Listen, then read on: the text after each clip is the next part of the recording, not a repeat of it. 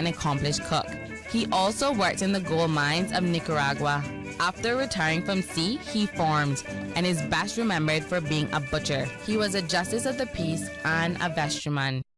Since 1993, Rotary Central has worked diligently each year to provide quality bus shelters to our community. A traveling convenience to our school children, the elderly, young people going to work, guest workers, and visitors using the public bus. We, Rotary Central, help you, our advertisers, make it happen. Your marketing dollar travels a far way, positioning your message, your product, your services, your presence in over 83 bus shelters. Every dollar you spend, every advert you place helps to build another bus shelter, providing modest comfort for Cayman travelers. Reserve space now on the only billboard medium in the Cayman Islands. Email rotaryshelters@gmail.com. rotaryshelters@gmail.com. The Bus Shelters, a partner in community convenience. Another inspiration program by Rotary Central Cayman Islands. Radio Cayman's Historical Vignettes was brought to you by Rotary Central. For more than 110 years, Rotary members have used their passion, energy, and intelligence to take action on sustainable projects. Talk Today is brought to you by Subway, open 24 hours in Countryside, Anderson Square in Georgetown, and Centennial Towers in West Bay. And by the Ministry of District Administration, Tourism and Transport. Explore your history, explore your land, explore your sister islands. MedLab in Smith Road Plaza, your complete medical laboratory solution. Call 949-7331. And Savannah Pharmacy in Countryside Shopping Village, convenient opening hours including Sundays and holidays. And Cayman Airways. Call them on 949-2311 to book your nonstop flights to Los Angeles and Panama. Oh, I think they're doing a great job. A lot of them are. Good afternoon, Dan. How are you? Not too bad, sir. Ladies and gentlemen, Radio Cayman's Talk Today with Sterling Dwayne EBANKS. But I do have some questions. There are more questions than answers. Radio Cayman's Talk Today. If you're ready to talk, we're willing to listen. Well, I really enjoy this program today. Cayman Islands' foremost listeners participation program. May God bless every person.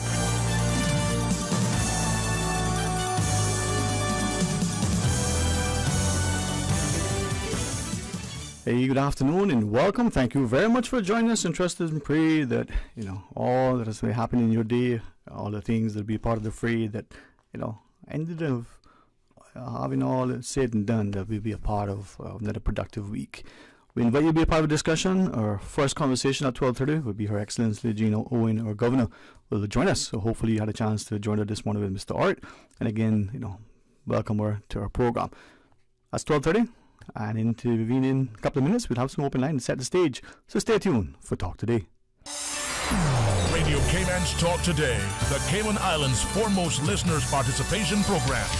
We ask our listeners to avoid statements or comments which are abusive, derogatory, malicious, or defamatory. Do not use any indecent language or make any statement which is false or misleading. Email talktoday@candw.ky or call 1-800-534-8255. Courtesy of Flow. Cayman's #1 network that connects you to your world like never before. Let your voice be heard.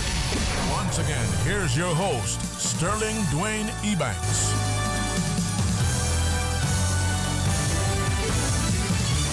Hey, good afternoon. Welcome back, and thanks for joining us.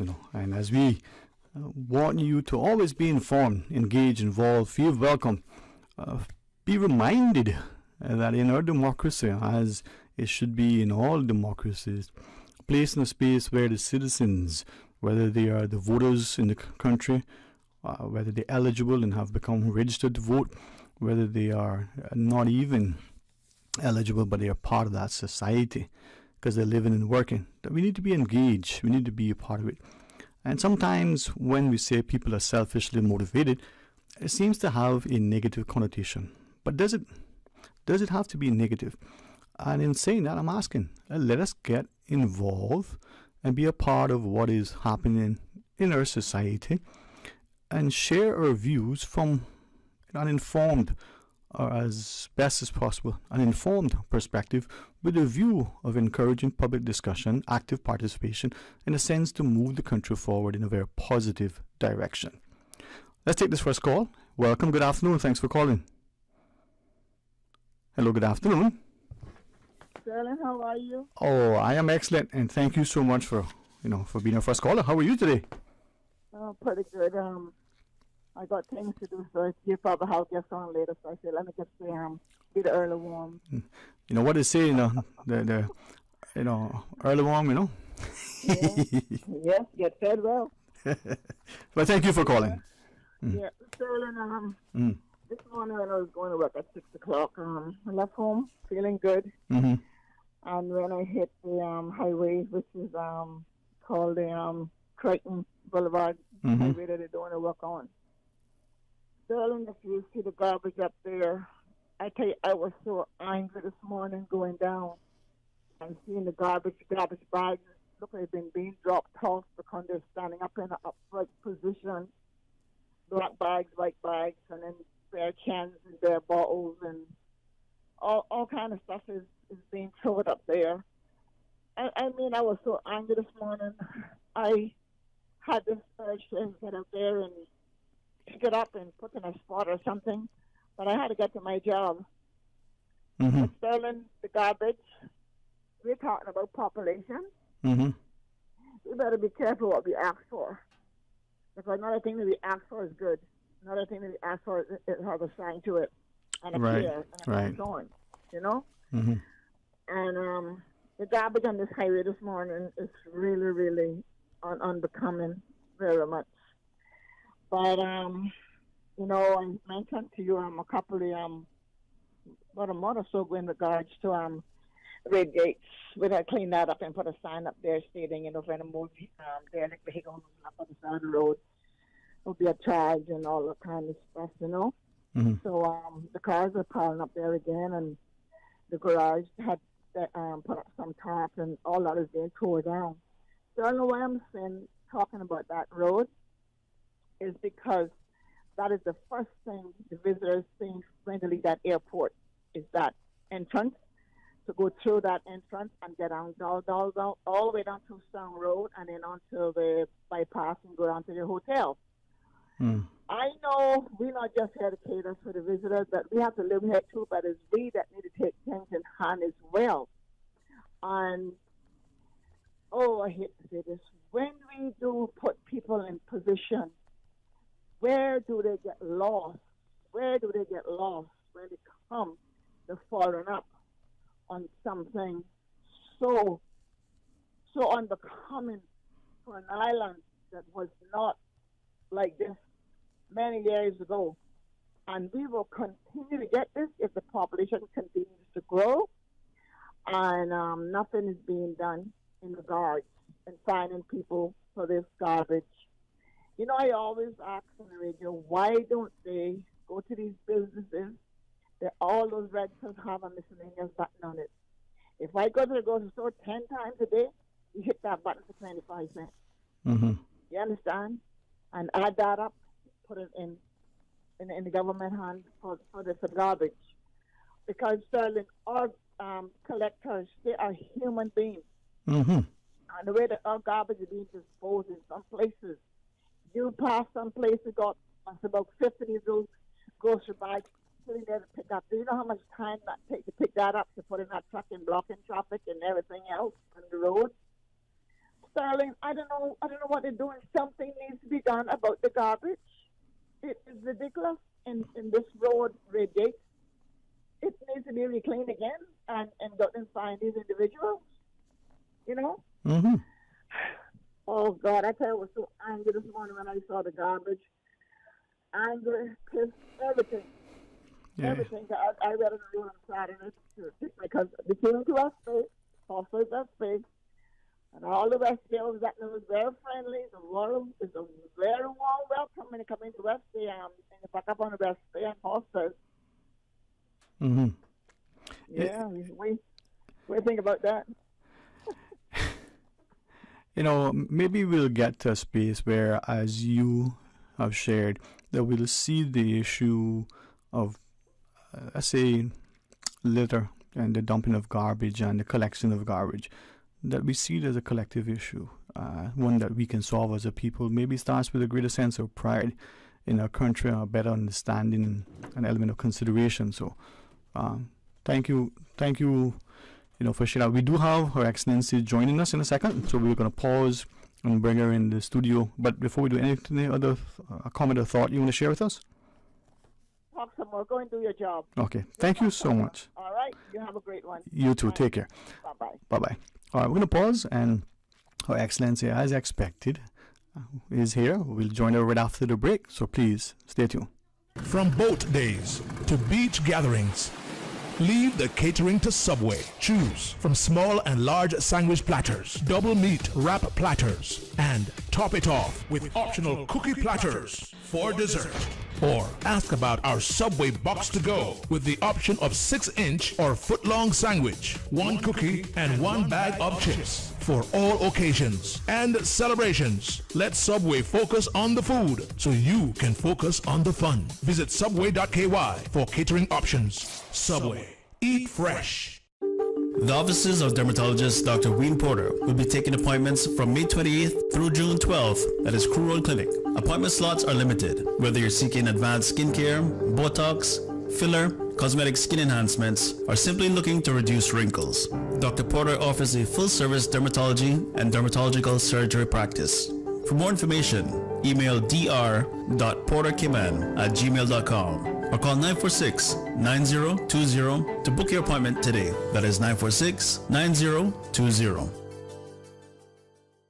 There you go, sir. Thanks for choosing JN Money Transfer. Boy, thanks to JN Money Transfer, I can stay right here in Cayman and pay mama bills back home in Jamaica.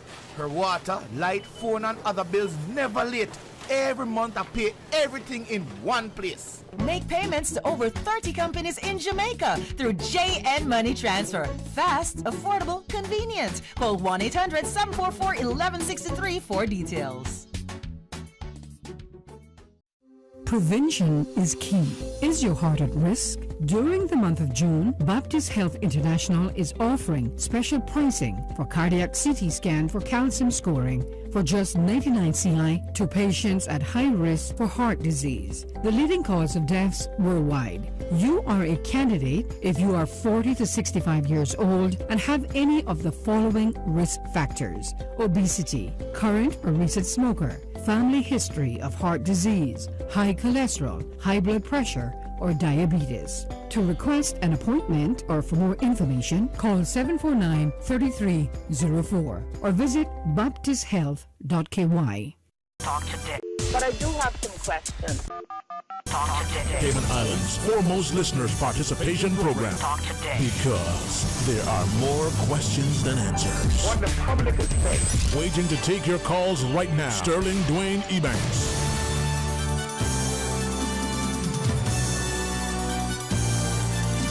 Hey, good afternoon and welcome. Thanks very much for joining us. And if there was ever a day when you look and you reflect on the beauty of the people and the blessings of this nation, we can give much thanks. Honored to welcome officially to our studio as part of Talk Today, Her Excellency the Governor. Good afternoon, Ma'am. How are you today? Good afternoon. I'm feeling great today, actually. It's beautiful weather outside, lovely and sunny, and I've had so many sunny smiles from all the people I've met in government office building as well, so feeling good. All right, well, thank you. And I'm very confident that all of us, whether we work directly for the core civil service, whether, we're retired, this is a place where people are genuinely appreciative, they're helpful. There's a sense of giving and thanksgiving, and I trust that I'll continue. So it's good to see it.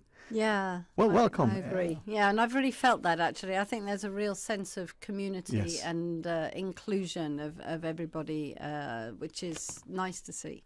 And I'll, if you don't mind, sort of be guided by you, if it's okay. We who have strong mothers and sisters, we're smart, just like, our fathers and grandfathers who look to their wives and their mothers and their sisters when they're at sea to keep the nation running, to make sure things are in order.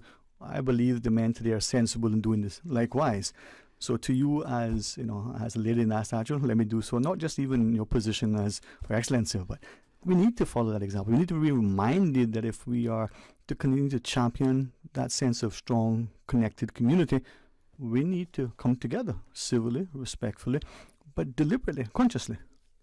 Yeah, it's a bit like having a family, isn't it? And in a family, you have all sorts of different family members, and each one of them has something special to bring. And you need to have respect for each other and work together as a unit. So I think Cayman is a wonderful example of that kind of family atmosphere. Very much like whether it's from the scripture or whether it's like the philosophy, the body has different parts, and each part, you might think, oh, it's just a thumb. Well, opposable thumbs can help you to do things. It may just be a little toe. Everything plays this role, and in the absence of that one thing, you realize how much you miss it as much as you take it for granted. So we all have to play our part. Yeah, that's certainly true. Could I ask of you, and please share as you wish, if I get caught up in your intellect and excitement and enthusiasm, just say, hey, slow down there, young buck. But I love this place. I love the people. I love that people will come here from everywhere at any age and enjoy it and want to be a part, and hopefully we'll continue to welcome and participate. And when we do disagree, we do so respectfully with the intent that we want a safer, more stable, more civil, more enjoyable society. And that's how I think we get it. Right? Like a good football match, right? The better the players play, the better the fans enjoy. The more the fans enjoy, the better the players play. Yes. What's attractive so far about the idea of being governor, and governor not anywhere but Cayman?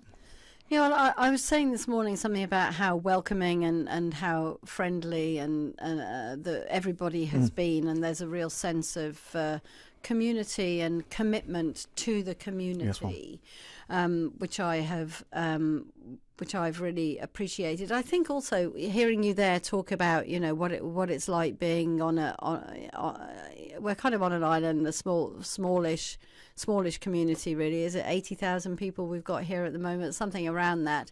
And so I think in a way it's quite an interesting microcosm in a way. I think you can do things on Cayman that is much, much harder to do and to sense in a much bigger place. And for that point of view, it's kind of interesting but very motivating, and it's very real, it's very close, all the relationships and the discussions you might have and the different views, and it's all within your family or within your close friendships, and so it's marvellous to see how that works on these beautiful islands. It almost makes you feel as if A, the problems can be identified, and more importantly, B, they can be solved. You can put a name to face to the people. You can appreciate that the people that you're dealing with, hopefully there's some sense of being amenable.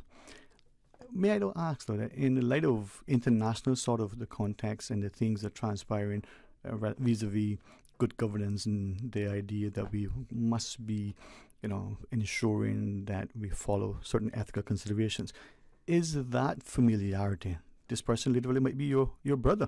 It may be your brother by law or some connection.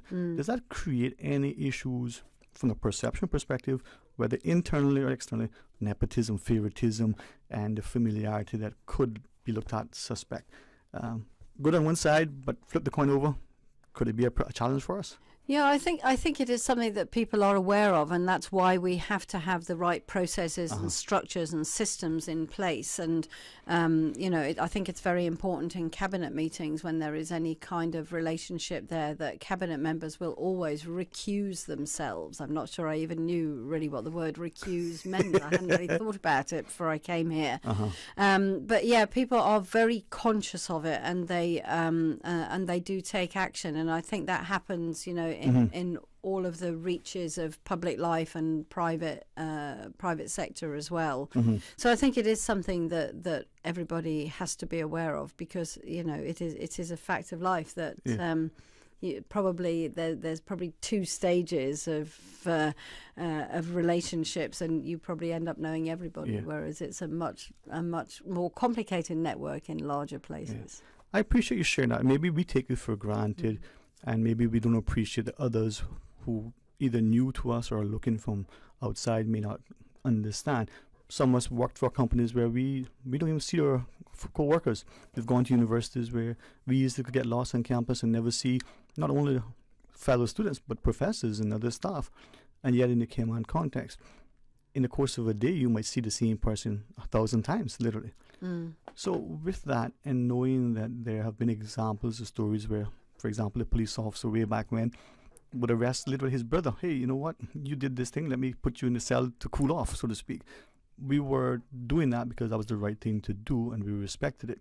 I wonder now if in the Cayman context, with the hustle and bustle of the metropolitan life, we've lost sight of doing the right thing, and worse, appreciating to other people. That could be my brother, but he's wrong. You know what? He's going to be sanctioned for it. I don't care if, who he is. It's wrong. The society still has that ethos of right and wrong. Do you think we still have that from your short time, or are we at risk of, it's just business? Business is business. Well, I think it's really, really important that we don't lose that ability to be objective. And one of the important things about the sort of structures we put in place is that it helps when decisions are not the decision of one individual, you know, and even if someone is making a decision, because it's good to have accountability as well and responsibility, but there has to be some oversight and some transparency about that decision. And I think provided that is in place, then we can protect against any of the problems that you describe. Yeah. And thank you so much, Your Excellency, for sharing with us, because I think as respectful as we want to be to each other, sometimes I think potentially that perception of being respectful may preclude us from challenging people, questioning things, especially publicly, because we don't want to be offensive and confrontational. I say that to ask, it's easy sometimes to sing the praises, to see the good, and there's, thank God, so much good, so many good people. But I wonder if we're ignoring the little blights, the little things. If it's not inappropriate, I'll ask, and hopefully properly, what are some of the things that maybe we don't want to acknowledge, the little things that could be a challenge if we ignore, or if we continue to ignore? Maybe we're ignoring, the good, the bad, and ugly. Well, give me the bad and ugly. Well, I think I haven't probably been here long enough to really dig out lots of instances where I'm sure you would have these in any country. But I think the important thing is to just constantly bear in mind what are the values and the behaviours and the attitudes and that level of respect and proper interaction with our colleagues, with our friends, with whoever, really, with people in authority, and people in authority talking to any of us who might come for advice or whatever. It's that level of accepted behaviour, and I think it's something that the employees of the civil service I know are very aware of, that is the expectation, that is the model that everyone should aspire to. And provided we've always got that at the back of our minds, then that is the very clear benchmark. And when we fall below the benchmark, then we need to do something about it. And I'm very keen on the idea that we should always call out things even if they're small. When I was working in the British civil service, people would often talk to me about things like bullying, and they would say, oh well, it doesn't meet the threshold for a full-blown bullying complaint. And I would say, well, actually, if you call out the small things, then you can avoid ever getting to the big problems where you have a proper complaint, or even, God forbid, a sort of legal process. It's calling out the little things that help us to constantly improve towards those standards that we aspire to. That notion, as psychologists refer to, broken windows. Take care of those little things before they become big things. Yeah. And with that, as we look at where we are, if I may ask you, are there particular things that you would like us to achieve during your tenure when you the mid-office, you said, glad we achieved that. Is there anything in particular? Yeah, well, I think this morning I was because I was thinking about this when I was preparing for these interviews, and I think I was sort of describing a few things. So first of all, within my areas of responsibility under the Constitution is very clearly, I think the priorities for me would be security, and that's quite a broad subject. It includes hurricanes, but also crime and drugs and everything else. secondly, governance, which we've just talked about a bit, and we can talk about a bit more. But then there's other, really important aspects of Cayman development, economy, that I want to also be there to support as appropriate, bearing in mind that if you look at education, health, financial services, commerce, these are all devolved responsibilities. But nevertheless, I hope that there would be a way in which I can help to support what the government and the wider community are trying to do in all those areas. And I'm hoping as a people that we become not just more knowledgeable, but very conscious, very deliberate in understanding the governance of our constitution. And then when we say government, that we are quick to distinguish between the appointed, the elected, and the office of the governor, because there are distinct constitutional responsibilities. And you mentioned security, and maybe sometimes we don't appreciate the stage we are in our sort of political development.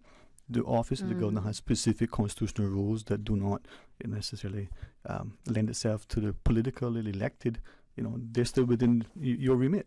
Yeah, I mean, I think I'm very struck that if you look at the four main areas that are within the governor's direct responsibility, you've got security and governance that we just mentioned, and then you've got foreign affairs and also defence or external affairs and defence. In all of those areas, it's not as if the governor is going to be able to make progress and achieve things without working with a whole host of other people to achieve that. And if you look at what we do on security, for example, I've got a great relationship with your very excellent police commissioner, but also with the borders and immigration people, airport security. I mean, there's so many people involved in that. And it's the same on hurricane preparedness. You can't do anything on your own. And that's what we're quite good at here in Cayman. Maybe partly because it's a small and efficient community that we do work together. But the same goes on the flip side for areas that are not within my responsibility. We have done really good work, whether it's on the environment or financial services or sometimes supporting the healthcare aspirations of the government. And again, it's not like that is something that happens in isolation. So every area is an opportunity to work together effectively. If we're collaborative, cooperative, if we have a sense of consideration, we can get it. Excellent. So when we return from the break, let's continue. Thank you so much. It truly is an honor to not only be able to sit here and facilitate this discussion, but to know that we live in a society where every single person, whether they're in the judiciary or the executive, can come over, move in the community freely, and feel a sense of safety, but also, belonging. All right, we're going to pause and take a break. Please rejoin us after. They say variety is the spice of life, and that's why at Subway we are introducing the new boneless hot sub. Say what? The premium sub brings new ingredients like spicy breaded boneless chicken, French's crispy fried onions, and buffalo wing sauce, bringing a zesty and flavorful experience with every bite. Add some of your favorite veggies, cheese, and ranch sauce of your choice of freshly baked bread for the ultimate boneless hot sub. For a little spice in your life, try the new boneless hot sub from Subway. So good and tasty. And make it a meal with a drink and chips or cookies. Subway. Eat fresh. You deserve a unique vacation this year, one with easy non-stop flights from Cayman. Cayman Airways offers more non-stop flights to and from the Cayman Islands than any other airline. Now you can add Panama and Los Angeles to your travel bucket list. Skip the hassle of connecting flights. Panama is just a 2-hour non-stop flight from Cayman. And Los Angeles? Get there in less than 5 hours non-stop aboard Cayman Airways. Call 949-2311 or visit CaymanAirways.com to book your Los Angeles or Panama getaway today. Wouldn't it have been grand if you had purchased land 30 years ago? It may not be 2020, but a perfect vision has never been more clear. Cayman Brac and Little Cayman, poised for growth with an eye on the future. Your land, your history, your future. Discover all that our sister islands have to offer. CUC Advisory. Customers are advised of a scheduled outage on Monday, June 12th between 9 a.m. and 3 p.m. for Batabanoo Road in West Bay, from the junction with Willie Farrington Drive east to Morgan's Harbor, including all side roads. For more information, please contact CUC's customer service team at 949-5200 or email service@cuc.ky. Hello, parents and guardians. Puberty, relationships, and sex-related topics can be challenging conversations to navigate as a parent, but it doesn't have to be. In celebration of Teen Pregnancy Prevention Month, the Family Resource Center is inviting you to a parenting evening at the Loft Compass Center on Monday, June 5th at 5:30 p.m. Come and learn from health and parenting experts to understand the facts and how to speak to your children about important topics in support of their health and safety. Registration is required. Call 949-0006 or email frc@gov.ky. Refreshments will be provided. Talk today. But I do have some questions. Talk today. Cayman Islands' foremost listeners participation program. Talk today. Because there are more questions than answers. What the public is saying. Waiting to take your calls right now. Sterling Dwayne EBANKS.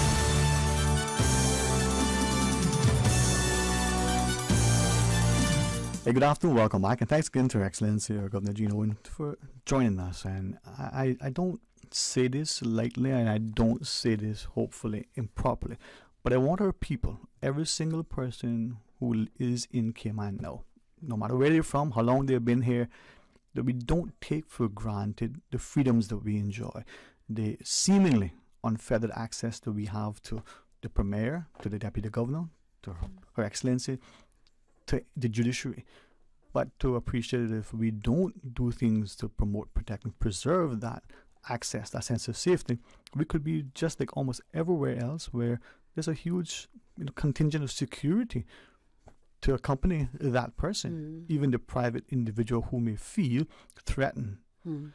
And for some reason, I'm concerned, honestly, that we could get to that space quite easily. Not unlike the frog in a pot of boiling water, just slowly turn it up, it becomes the accepted norm. The frog, I'm told, if you throw it in hot water, it'll jump out quickly, but if you turn it on slowly, it'll stay there and boil to death. We can't have that. And hopefully we won't get there. May I then ask you then, in terms of the governor's sort of constitutional responsibilities, this notion of security and the like, are there things that we should do more of, that we're maybe should do less of, that keeps that safety and security, that personal sense of well-being at the fore? Yes, I mean, I think when I look at my responsibilities on security and just security of the islands in general, I suppose there's four big areas that I think about. One is clearly hurricanes, so obvious, that's a really obvious one, and we're just going into June, and I think we are really well prepared actually with the great work that hazard management, Cayman Islands and others, including the Red Cross and the regiment, are doing. Then there's I know that people are really concerned about potential growing levels of crime, gun crime, violent crime, crime with knives, crime through gang relationships. So that is something that I know the police commissioner and his colleagues are working really hard to combat. And then the other two things are the scourge of drugs and how that is growing as a problem in all societies, and Cayman is not immune from that either. And then finally, sort of road safety, which I know is a major concern of probably many people who may be wanting to dial in a bit later, and people are seeing what's happening on the roads here. So it's not just the traffic jams, it's actually the safety as well. So I think in all of these areas we need to have clear plans in place, and we need to really think about what we need to do in order to make a difference, and sometimes it is also about education. I mean, I look at road safety and drugs, and I think there's plenty of things you can do on enforcement, but actually if you are not at the same time really engaging with the community, and again it comes back down to values, doesn't it? Is it okay to drink and drive? No, it isn't. You're endangering yourself and everyone else. And, so we probably need some campaigns to really try and get these messages across more clearly. To inculcate social ethos by this, don't drink and drive, but the accepted norms of what is right and wrong. Perhaps we had that way back when, perhaps we didn't, but it's in time now. With respect to drugs, for instance, you know, whether it's grown locally, whether it's a drug of choices, this or that, or it's coming in, what can we do, and to what extent should we as a society, through enforcement and other resources, have, since it's been so heavily used by North American counterparts, a zero tolerance policy, what can we do to really deter sort of drug use, but also, drug supply? Well, I'm not an expert in this area, and I don't think anyone is a complete expert. So what we need to do clearly is ask the experts and make sure that we are doing what we said we were going to do, which is collaborate and cooperate, get proper analysis, and through that figure out what to do. But I think there is quite a role for our healthcare authorities, particularly because prescription drugs are getting to be more of an issue. And I know that we've had great support, actually, from pharmacists on Cayman who are really trying to help to make sure that prescription drugs are being used properly, and that's incredibly helpful. And then the other question is education and schools and just communication generally, how we can probably, I guess, share more analysis and information of the dangers and the risks, and try to make sure that our kids are properly informed about it all. But it's not easy. None of this is easy. I don't purport to have the answers, really, and there's many people who will be much better placed than I to give really good advice as to what works. And this is another area where we can also share our experience with others around the world and learn from that, and they can learn from us as well. Indeed. This is, listening to you, I commend the National Drug Council, not just for their service, their education, their recent and growing public comments relative to vaping and the like, and the knowledge that for some of us, and I don't wish to offend anyone, but I don't distinguish between, I don't say drugs and alcohol. I say drugs, including alcohol. It's all one and the same, different levels. I say that and then ask, I wonder how we as a populace would be if, for instance, there was a regional sort of action to say, well, you're an island, your borders are quite porous if needed. Resources would almost be exhausted if you try to continue, but we need to get a space where there's no movement into the country nor out of the country of drugs and guns, and to try to clamp that behavior. I wonder how we as a people would be willing to a government's approach in that mean, to stop that sort of behavior in our society. Well, one of the things that the government is obviously working hard on is to try and avoid illegal import of anything that is either forbidden by law or contraband. And, that will continue to be an important part of the enforcement. But on the other side of the coin, you've also got to work on what are the attitudes of everybody in the community to these things. And there is a role for, teachers and parents, but also young people have probably the biggest impact on the views of their peers, I think. So actually involving young people in this debate is absolutely crucial. And I'm hoping that as you share that we as the parents will be listening and not just say when we're told, oh, your child is drinking or smoking, whatever that thing, or vaping, and go, oh, it's only that. It's not it. Because what if that thing becomes something else? And even if it doesn't, what are the ill effects on their health of that drinking or that smoking? Maybe tomorrow, maybe 3-4 decades from now.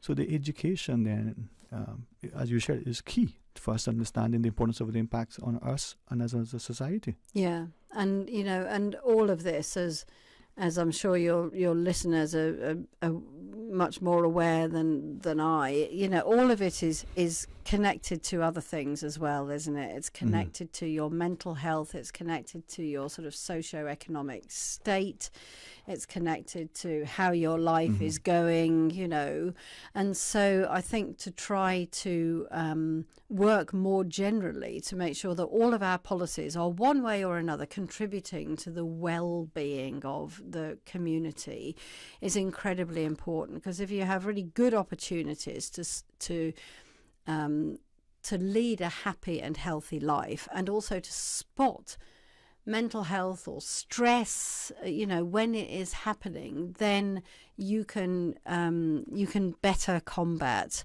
the need that people have to turn to drugs and alcohol in a sort of intense way, which is where the problems start. Indeed. And then again, it comes back to us as a people, whether we're voters or not, once we live and work here, to be involved, to be mindful of what is happening and see the impact on us, and then hopefully don't be shy in getting involved.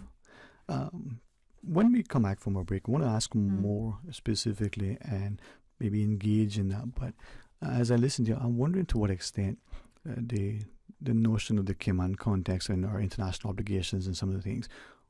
To your point, what is it that we could be doing more relative to our own things that may not necessarily align with some of the international norms, or should we always ensure that what we're doing reflect the practices of the international community? Thank you. All right. Okay. Look forward to that. Yes, well. All right, Mr. Carl, we shall pause. We still got time. Oh, good. See these guys. Oh, we're going straight on to this. Yeah, thank you. These guys are just amazing. I was looking at the clock when he said, you didn't take my cue. So what about that? Because it's good to be a player on the international field, but then sometimes the particularities of a nation should maybe take precedence or not. I don't know. I think that everybody, will have their own domestic situation, but I do think it's important to look at what is going on in the international context. I mean, I quite often talk to people about regulation in the context of financial services, for example, and we know that having the right regulation is expensive. It can be a bit bureaucratic. It's quite time-consuming. But I think that most of our players in the industry would acknowledge that being in the right place and being able to say that you are at the top end, which Cayman absolutely is, of following the global financial regulation, really puts Cayman in a competitive position. And I think this is part of it. It's kind of looking at the global picture in terms of things like regulation or values, and figuring out, do we want to be part of that, and what are the advantages of being part of it?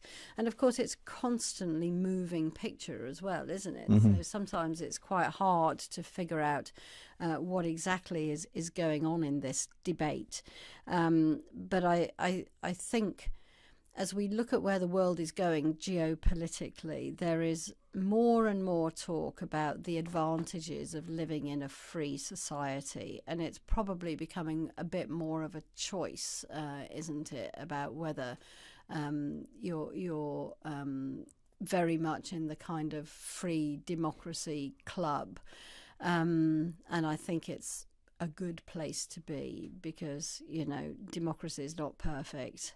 The freedoms we have are probably not perfect, but it's an awful lot better than not having them. So I think that's a kind of choice that Cayman has made probably a long time ago, and probably will continue to do that. And I appreciate you sharing that, because it gives us something to think about. The idea that freedom has a price, and are we willing to defend it? Are we willing to embrace it? All right. Looking forward to continued discussion with Her Excellency. So please join us after the news. Thank you. Satisfaction is guaranteed 24 hours a day, whether it's music or information. From Grand Cayman to Cayman Brac to Little Cayman, we've got you covered. You ever hear a thing like that? Radio Cayman in the Cayman Islands. Today's biggest news. Radio Cayman. Your voice, your choice. Local, regional, international. This is Headlines from Radio Cayman's newsroom. Today's biggest news. The headline news is brought to you by Health Services Authority. With your latest headlines, I'm Felicia Rankin-Solins. The Department of Vehicle and Driver's Licensing advises the public that all its offices will be closed on Thursday, June 8th to facilitate a staff meeting and training workshop.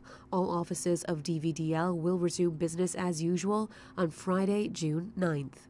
In international news, former U.S. Vice President Mike Pence has officially filed paperwork to join an increasingly crowded field of Republicans running for president. Mr. Pence is set to formally launch his campaign with a video, speech, and town hall event in the early voting state of Iowa on Wednesday. The move pits him against Donald Trump, the man he served in the White House for 4 years from 2017 to 2021. The former president is currently polling well ahead in the race. U.S. sprinter Jim Hines, the first man to run the 100 meters in under 10 seconds, has died at the age of 76. He broke the record in 1968 when he recorded a hand-timed 9.9 seconds at the U.S. Championships. Hines then broke his own record shortly after winning gold at the 1968 Olympics, where an electronic timer in Mexico City recorded him at 9.95. His record held for nearly 15 years until Calvin Smith ran a time of 9.93 in 1983. These are your headlines. I'm Felicia Rankin-Sollins. For the latest in news and information, follow Radio Cayman on social media, Facebook, Instagram, Twitter. Download the Radio Cayman app or log on to our website, radiocayman.gov.ky. The headline news are brought to you by Health Services Authority. Health Services Authority is now offering online payment options for patients. Patients of HSA can now pay their bills, including deposits, towards scheduled services online at payments.hsa.ky. The secure, new online payment system accepts debit or credit cards and is in addition to the available payment options of cash, check, and online bank transfer. For quick, easy, and secure payment directly from your phone or computer, visit HSA's new online payment system at payments.hsa.ky. Radio Cayman is pleased to feature this special Sister Islands historical vignette brought to you by the Ministry of District Administration and Lands. Explore your history, explore your land, explore your Sister Islands. Joseph Stephen Blackman. Reverend Blackman ministered to the people of West Bay between 1910 and 1927 and again from 1935 until 1948. Shortly after his arrival, he began a special ministry to the seamen of West Bay, in which he would commit the captain and crew of each turtling vessel to the protection of God. Seamen going to other destinations were also especially ministered to, and the church service was designed so that each Sunday, these absent seamen were remembered and prayed for. Reverend Blackman consistently worked with the young people of the community, always trying to instill Christian morals in their lives. He is especially remembered by older West Bay citizens for his ministry through Christian Endeavor, his prayer meeting, and the special prayer meetings during wartime. He was married to Anne Elizabeth Blackman. Reverend Blackman ministered to the West Bay community when life was difficult and transportation was mostly by foot. His remains are interred in the West Bay Cemetery among the people with whom he lived and worked. Radio Cayman is pleased to feature this special Sister Islands historical vignette brought to you by the Ministry of District Administration and Lands. Explore your history, explore your land, explore your Sister Islands. Explore your history, explore your land. Explore your Sister Islands, the ultimate staycation experience. Your culture, your freedom, the land that time forgot isn't gone. It's your Sister Islands. Discover all that our Sister Islands have to offer. Talk today. But I do have some questions. Talk today. Cayman Islands' foremost listeners participation program. Talk today. Because there are more questions than answers. What the public is saying. Waiting to take your calls right now. Sterling Dwayne EBANKS.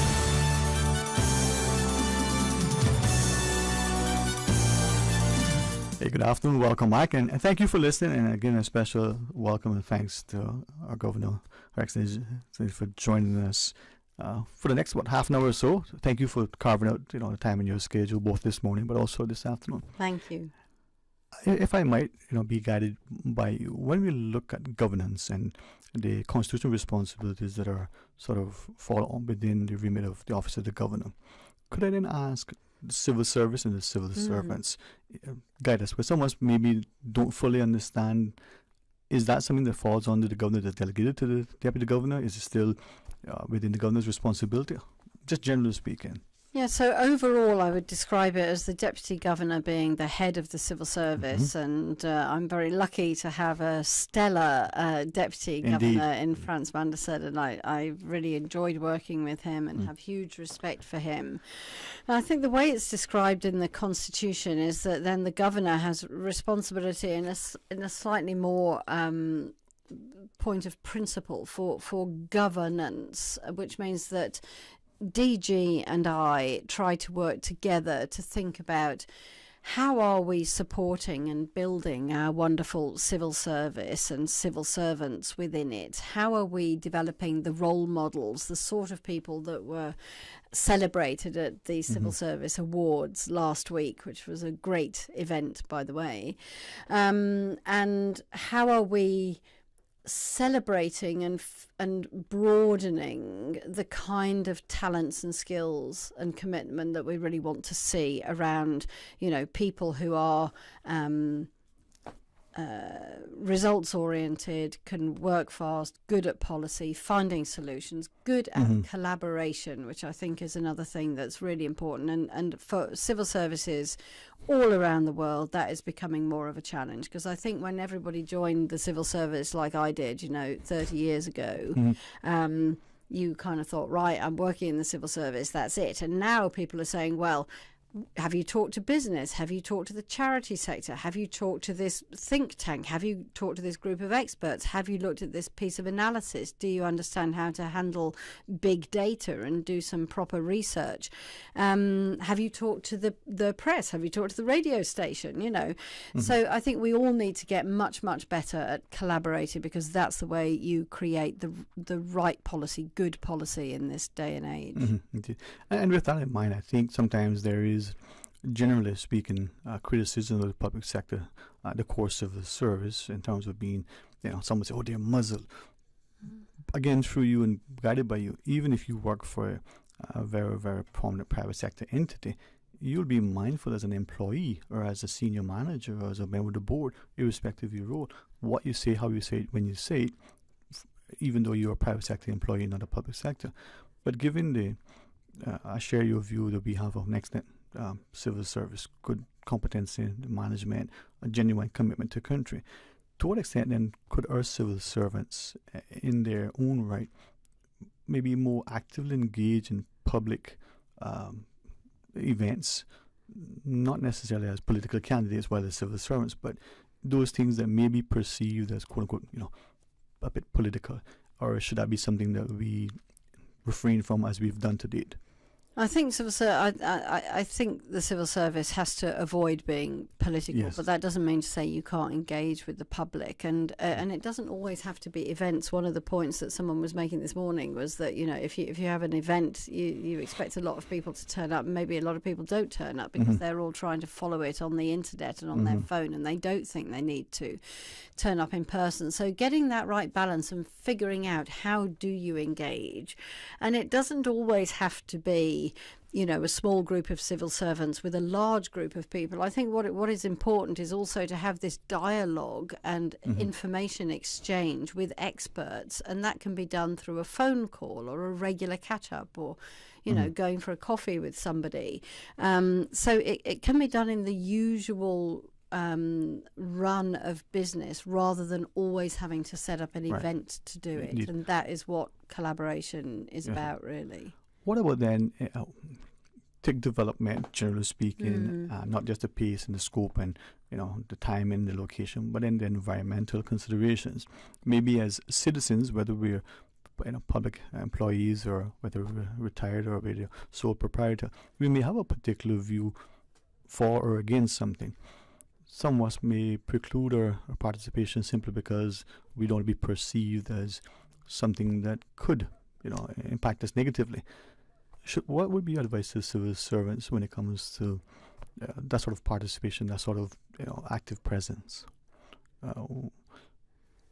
They live in an area and there's a proposed development, and as a resident area they say, we don't want this hotel, we don't want this licensed establishment. We don't want this expanded road, whatever it is, because of on a personal level or maybe on their own ethos. Yeah, no, I think objectivity is really, really important with the civil service. And I think if you take that sort of example, if there's an opportunity to comment as a private individual, you can take that opportunity to make a comment and to feedback in the same way as everybody in the community has the chance to do so. But once a policy is set and a decision is made, then it's really, really important that the civil service follows that. And, you know, in the UK context, I think the biggest challenge we had actually was during the time of EU exit. I don't think ministers would mind me saying that probably when we had the vote for EU exit, I have no idea what the percentage was, but it was probably a majority of the UK civil service would not have voted for it, and I think that was very clear to ministers at the time. But I think it was admirable actually how there was this great sense of objectivity and actually quite a sense of commitment and of energy in terms of getting on and taking steps to put the country in the right position, even if it wasn't necessarily the thing you would have voted for. And I think it has been a real journey for many people in the British civil service. But it's amazing now, and I used to say this publicly in my last job, that even those people who didn't vote for Brexit or EU exit, many of them were working really, really hard to make a success of it, because that's what you do in the civil service. You take the instruction, you take the direction, and you make it happen. And that's one of the things that I sometimes hear about here in Cayman, and it's the same in most other countries, I would say, you know, questions about are things being delivered fast enough. Usually that, you know, you could say that sometimes the criticism is unfair because the expectations are unrealistic, but I do think it's really important that we can show that we're coming up with the right solutions and we can deliver at pace. Yeah. Every right has a corresponding responsibility, and as a civil servant, you follow the policy of the day because, you know, that's the professionalism that's expected. Yeah. With then that in mind, and so the immigration, and we were talking about, you know, the excellent example of our obligations internationally, making sure we follow best practice, that we are on par, if not leading, at least cooperative and the like. Immigration, is that an internal issue that is for us to define what our citizenry look like, what are their criteria, how we go about it, growing the population and all of those things relative to work permits? Is that a domestic issue for us? Yeah, it's a devolved issue. I mean, immigration policy is a devolved issue, but of course, as I said in the beginning, you know, that everything has links, and of course there are links to things like security. So it's certainly not an issue that I would not take an interest in. I take a close interest in it, and I think it is. It's really to be welcomed, the way in which Cayman continues to try to handle, including sort of illegal immigration or immigration that's coming over the sea, to handle that in a way that is both humane and fair, but also that has a proper process in place for processing the claims and the concerns of people, and and giving them the right treatment, the right support as part of that. Yes, and I thank you, Your Excellency. I thank the wonderful team. You know, just mentioned to me, you have the best job in the world to get opportunity to speak to someone like you. So it truly is an honor, and hopefully through this platform we engage the rest of our public to not take for granted, not just appreciate, but involve ourselves in our governance, in our participation in the electoral process when we go to vote, getting registered. We have the Electoral Boundaries Commission having these public meetings. The report, as the chair shared with us recently, will come during the summer. It'll go to our parliamentarians, and whatever decisions are made are for them. With that in mind, and there's been much shared that, okay, internationally, this is the practice. For instance, the one person, one vote, but maybe in the Cayman context, we should consider this, this, or this. If I might, through you, ask, if we as a populace put forward our views, and this is the view that maybe not necessarily align with the international practices. Is that us? We can decide that? Or would we have to sort of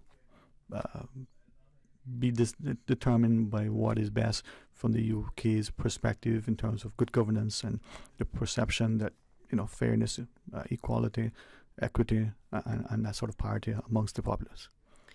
My understanding is that this is for your parliament to decide how to go forward, and I'm sure the British government would sort of take an interest in what was being decided. But I would expect whatever decision to be taken to take into account the wishes of the people and the need to have good governance and good democratic system. So I think it's up to the Parliament of Cayman. And thank you. And I say that because I think sometimes was not full understanding something, or we are maybe deliberate in trying to not pay attention. It's easy to make excuses, or we'll be conscious to kick the can down the road as they shared. And I know perhaps in the past there have been allegations, that's not for us. UK is insisting. In this instance, we can drive it. We need to be cognizant of what is sensible, what should be an accepted approach. But at the end of the day, it is for us as the populace and us as the elected parliamentarians to set the tone and the pace and the course. Yeah, I think so. And I mean, I think the Electoral Boundaries Commission is made up of real experts, and they have seen a lot of the systems that are set up around the world, including in Europe and North America. So I think it pays to take heed of what they recommend, because they've seen what works, and they've seen what sort of balance of numbers worked. But they also absolutely have seen how important it is to respect in some areas sort of traditional boundaries and needs as well. So I know that they're cognizant of all of that. So I think what they will come up with, I would imagine, and maybe it sounds as if you've seen more of the report than I have, maybe, but they will come up with options, won't they? And then it will be for Parliament to debate those options and to look at what's feasible. Though I have to say, my understanding is that they have been working on looking at the boundaries rather than the voting system. So I'm not sure that they're going to come up with any new suggestions for changing the voting system. So I think there you're getting into a whole new area that is not currently under consideration. You need to ask your government about that. And thank you. I think the chair, Dr. Hanley, as well as the committee have stressed, we've had the privilege of having them on directly, and they said, listen, there's this constitutional aspect, then there is our remit.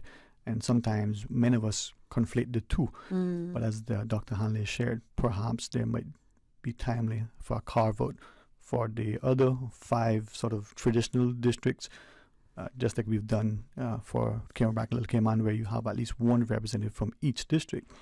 And that willingness to maybe be innovative, maybe be sensitive to the local sort of expectations and norms is an opportunity for us, irrespective of what may be accepted or expected internationally, to think, from our own sort of, perspective, what works for us. Again, that dialogue, that participation, a sense of responsibility, but respect.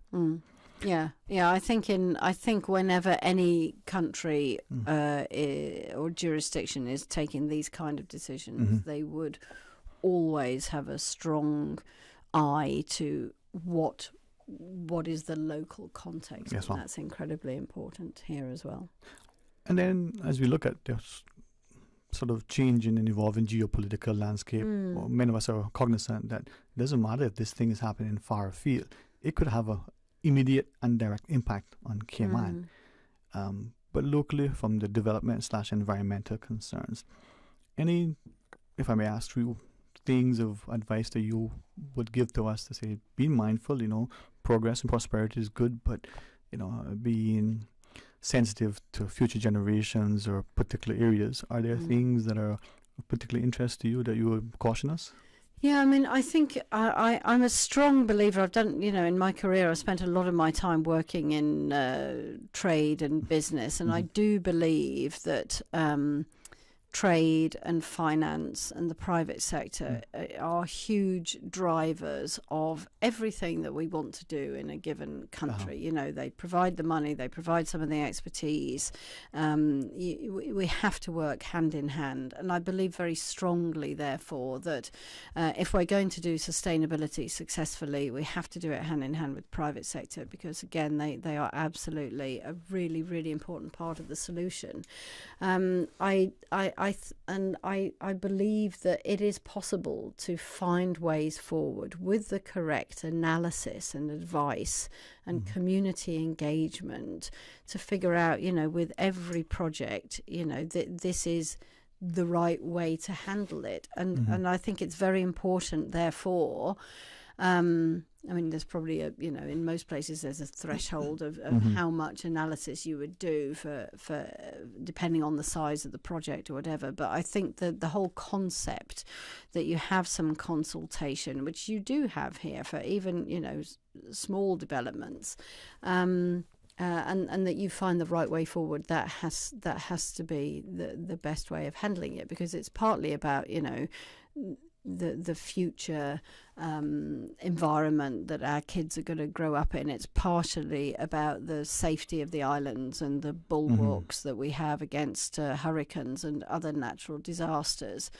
It's partly about the reputation, frankly. You know, I think because Cayman is seen as a place that develops in a careful and respectful way that does take into account the view of different communities and the needs of nature, that generates respect and confidence, and we don't want to lose that. Indeed, and I think, as you shared, that I'm mindful of the phrase that my parents, and I know that their parents and their parents used to say, make provision, future-proof, and they were doing something now with an understanding of the impact on the future, but also, should they do something else, this thing was something they could build on. And if you look at how our houses expanded as the family grew, they were sensible and careful that this is what they would do. Maybe we need to take on board some of their wisdom and their practices, and, you know, don't chop the tree down because the fruit is at the top, but maybe, you know, find a way to have that tree bear fruit for generations. In this pace and place and sort of, you know, desire for everything now, maybe we need to be willing to sacrifice for tomorrow. Yeah, I mean, I'm certainly, I look out every morning from Government House and just talking about trees, I just see there's really massive trees just there by the beach, and people love to come and sort of sit in the shade, and they, you know, you can see it was great foresight not to chop those trees down.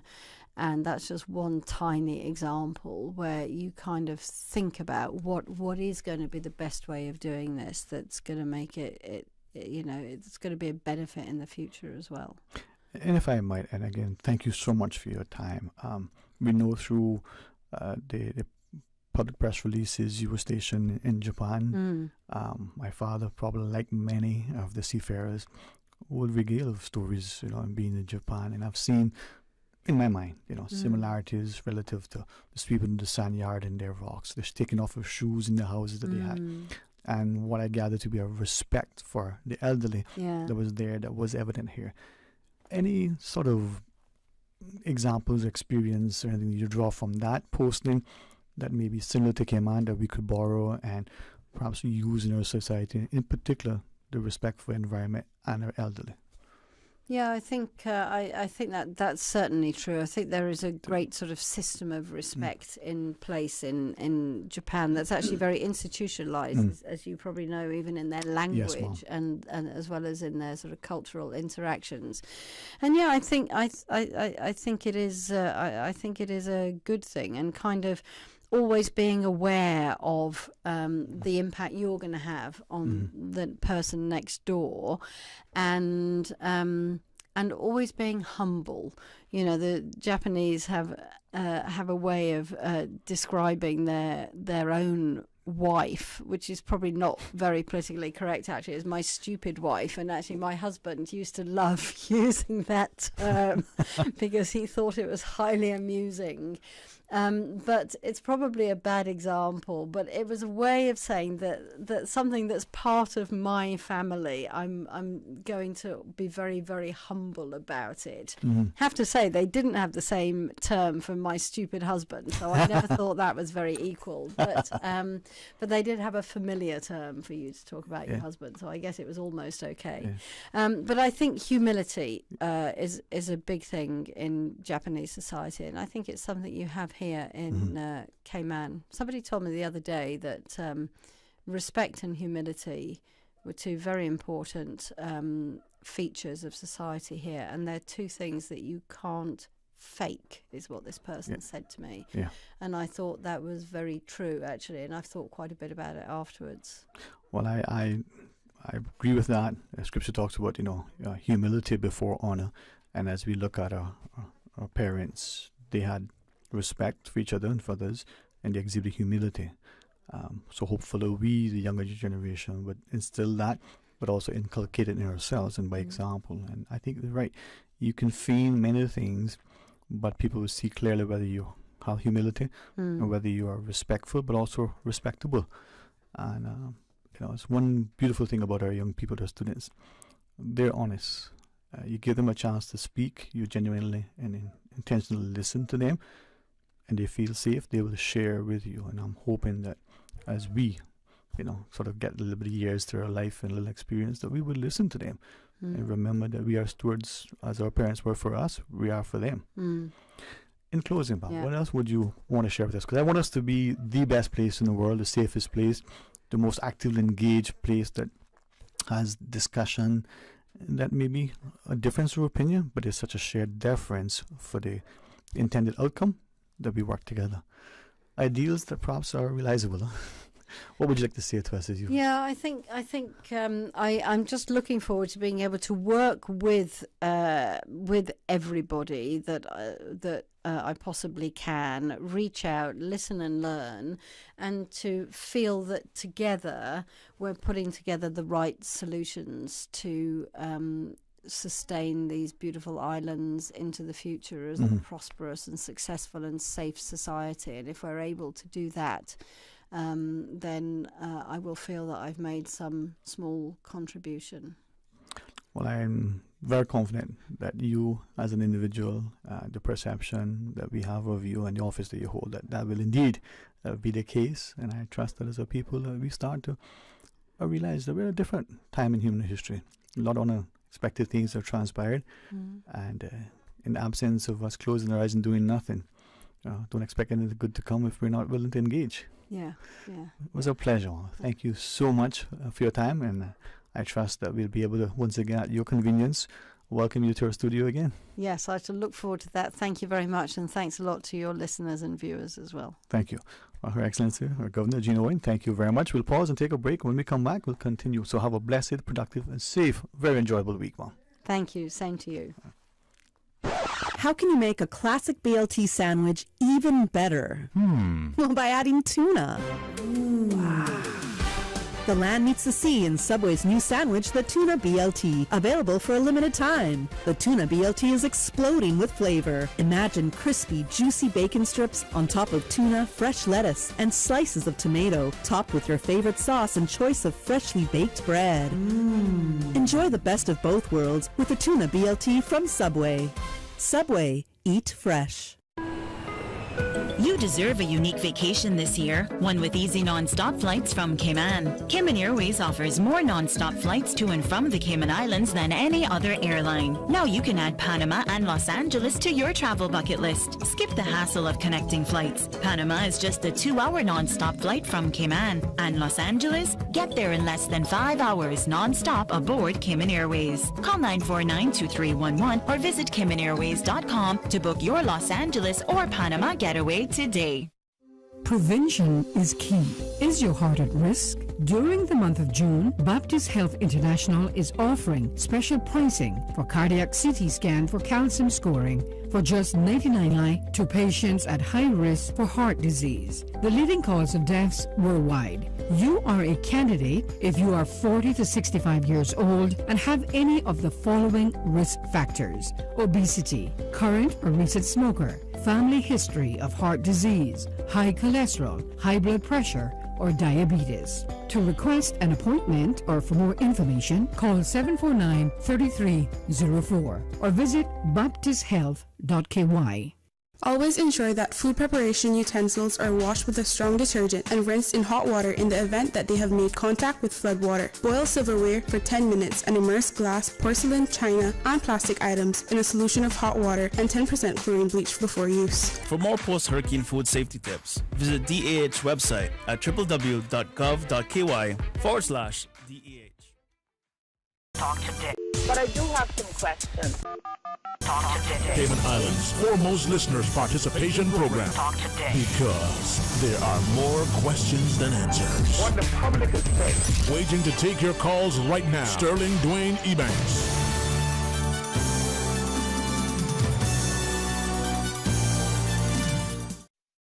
Welcome back. Thank you for joining us. And there's going to be some open line unless things change. 949-8037, 949-6990. Toll free with the compliments of flow if you want to use that. 1-800-534-TALK. That translates into 1-800-534-8255. And you can WhatsApp. You can type it up. You can send a voice note. Or you can actually call the WhatsApp number and we will answer it. 925-3261. Again, a very, very special thanks to Her Excellency for not only coming on our show just then, but earlier as well. And I am confident, as she had done previously with the other media outlets. Now, whether you subscribe to any or to all, I hope and pray that this is not only respectful but appropriate to say, as I've tried to share previously and hopefully with the greatest respect just then with Her Excellency. Let us as a people not take for granted the safety that we have in this community to move around freely, the seemingly unfettered access that we have to our parliamentarians first and foremost, but even to our governor, to our judiciary. Now, some would say, well, the judiciary is a little bit different for different reasons and maybe it should be that way. It's a discussion you can choose to have, but all of us, every single person, should feel safe to move in our community, and it's something that we need to ensure that we actively champion, or we take active steps to ensure is the norm. And when we think of personal safety and security, or we're seeing increasingly reports of criminal behavior. People are at food outlets, if you want to call them restaurants or the like, or people are just moving about their community, whether they're exercising or walking to their cars, leaving work, and they're being, robbed, attacked. You shouldn't accept that these are behaviors, that happen elsewhere. We do have a caller on our WhatsApp. Let's take it. Welcome. Good afternoon. Hello. Hey, good afternoon. How are you? Hello, Mr. Sterling. Good afternoon, sir. How are you today? Hi, rough and regular. How are you, sir? Oh, I am very, very thankful. Thank God for blessings of health and favor, for our presence of mind, good friends, and not only mean good friends who support me, but good friends who say, listen, Nabo, look like you need to do this and not do that. So I'm very excellent, sir. I'm on that list. Well, it's not a list that you easily make, It's a list, though, that you have to work actively to remain on. So, But me you friends, right? We are indeed, sir, at least from my end. Yeah, and my end too. But good evening again, Mr. Sterling. I wish I had caught the governor on there, but anyhow, sometimes I couldn't get through. Get through. But Mr. Sterling, I'm thinking about this hurricane season that is coming up. Every year they make such a big thing out of it, and the Caymanians, we used to that. We born and raised, we used to that, and well, I know that they're probably doing it for people that is here on the island and whatnot. But what my concern is that every year, round time, and people got to go to the shelters. The work permit people fills up the shelters. They know what they are actually making their salary. They're not storing up no food for no hurricane season, you know, and all of that. It goes on government too, and the old poor Caymanian people that really need to get in them shelters. It's kind of hard to get in there, you know. And we gotta focus our attention more on the Caymanian people. Put us first, because if there's a hurricane coming and it's a threat to the Cayman Island, best thing to try help to get the people that is on work permit back to their country for a while, but they stays right here because they know that they get a lot of help and stuff like that. You know, I wish, boy, if I were like 35 years old, me and Mario ranking to us, only need to run this country. You know. We'll keep you there, we'll hire you. Yeah. You and Miss Susan, you know what I mean? You and Miss Susan. What would our rules be? Huh? Nobody else. Nobody else, huh? That's my concern, Mr. Sterling. Yes, sir. You know, the hurricane season, and I'm praying that we don't have any, you know, but Amen. Life is unpredictable and everything. Even if it's something bad, God allows it and He has a reason for it. But I'm still praying every year. I don't wait for the hurricane season. I might be praying yearly, all year round, even when the hurricane season is ended. Mm-hmm. To pray that we don't have any, you know, because it's not nice. Even in Florida last year, yeah, I mean, I felt bad for those people in Florida because some parts there ain't fixed back up yet. You know, in a place like Florida, you know. So I'm hoping and keeping my fingers crossed that we can only hear about them, but none don't come this way around us. The educated ones are predicting it's going to be mild, but God still has the last say in everything, you know. Amen, man. It's what one man say.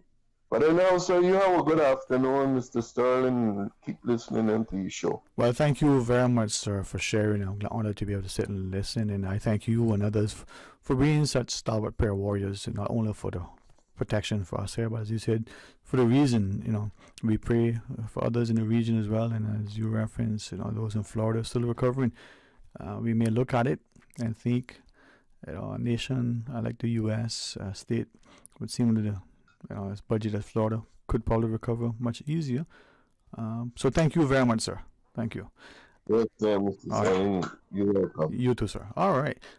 949-837, 949-6990. Toll free if you want to. 1-800-534-8255, or like the last caller did, you can WhatsApp us. You can call us by WhatsApp, 925-32621. Not to alarm, but we did receive unconfirmed reports from individuals of a loud noise, like coming from the eastern districts, you know, whether that's further afield towards the end of the island in east, or whether it's, you know, more sort of central. Hopefully, if, you know, we do confirm that, we'll let you know. Hopefully it's nothing serious. But this is where maybe we're mindful that we have to be our brother's keeper. And it could be like a very good friend of mine, you know, for almost 4 decades now, how we met. You know, we have a little issue with the car, you know, as we're going home from work. He sees it, he stops, and, well, not stops, you know, drives a distance where it's convenient to be able to turn around and then returns to assist. That is what we need to be doing for each other in every way, so that we are attentive to the needs of a community. We're responsive in a timely manner, and in an appropriate manner, and in a helpful manner. Let's go to the phones. Welcome, good afternoon, thanks for calling. Yes, Sterling, it's me. Welcome back again.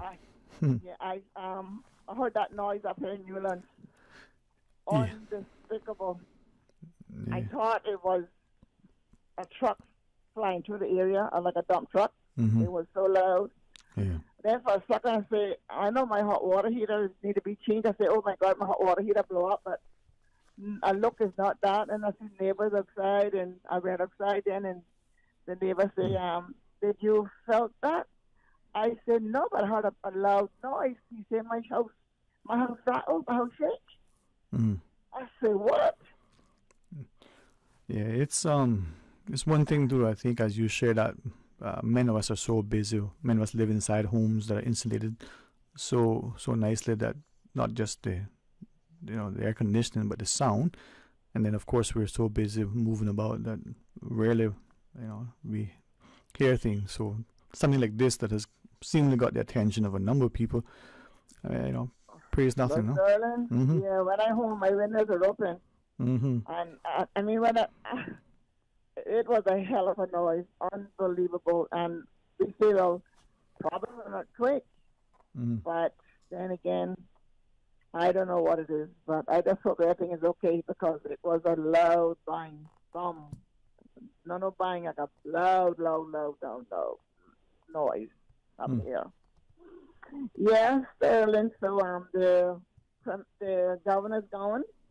You got open line on it? Yes, we do. Yes, we do.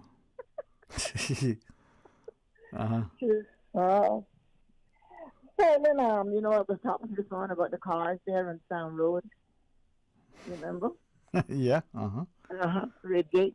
Well, someone called me, gave me a story about someone trying to get rid of their car that they wanted to go to the dump, and they was going to go through all of these procedures to know what to do and what not to do, right? So he went through all the procedures to get it to the dump, and when then someone overheard him talking about it, and sure to tell him, hey, you'd have paid $25 to that. You leave that car on the road, the government will pick it up. Mm-hmm. Can you just imagine? Well, is that the sentiment now? They know that if they want to get rid of it, whether or not they can afford the fee, whether or not it's exorbitant fee to some, is it that it's more convenient for people to just discard it along the side of the road, or is it then that people are trying to make a point, whether protests, whether it's a sign of contempt? I mean, I wonder what it is. I don't know what it is either, Sterling, but I tell you one thing. Everybody's taking that thing for granted. And you just remember, we have nowhere to go. We are surrounded by water. Mm-hmm. And if you don't start trying to keep this place in order from A to Z, we got to be in one mess here, Sterling. We still got all these cars parked up on roads and living in homes, and nowhere to park the vehicles, and they're renting these rooms and homes and private homes that this store was supposed to be living into. There's nothing wrong with doing that. But they need to make sure that their tenants got a proper parking as well, too, don't not pick up the road that everybody has to drive on. But I just want to say that I hope that no one lose their life because of a fire truck or an ambulance trying to get to their home because of all these cars parked on the left-hand side, on the right-hand side, by the stop sign, by the corner of the road, you name it, and it's up there. But you know what, Sterling? I have no clue what it's going to take for this island to try to do a little bit better than it's doing, because we are taking everything for a joke on this island, and we are being laughed at because people got plans, and me and you, we ain't got no plans because we know we can be right to date our lives. People got plans. They got plans. And Sterling, I was looking at down there for President Highway. I don't know what's happening with that road. Now they're going on to the other side of the road now, working over there. They're working up here on my road, I would call it, to get home. And to see that they got so many projects of roads being worked on at one time. And I keep looking, and I'm like, will one of these ever get finished completely before the end of this year or the next 2 years, whatever the case may be? It is too many roads being worked on, and they're solving no problem. They're not solving the road problem. And we got the more lanes you give these people, the more crazy they're out here driving. They got no respect for the other car alongside of them. It's all about them when they're out there. And you know what I think we need to do, Sterling? The license department. After probably have a license for three years or so, or 2 years, they need to come back in and take a road test because a lot of signs out here, they don't even know what those signs mean. They are just going. If that don't say stop, they're not stopping. If you see something with a red and a hook, I call it a hook band inside of it, or whatever, they don't know what happened. They don't know what that means. So whoever they pass all these people with tests and they're not reading all the road signs, road codes and so forth, they shouldn't be on our roads because they're driving reckless. It's all about them. They don't realize how many people are in their hand when they're doing what they're doing. And the innocent ones who are getting hurt. Mm-hmm. You know, Sterling. But as I as you're talking, some others have messaged and asking similar questions, right?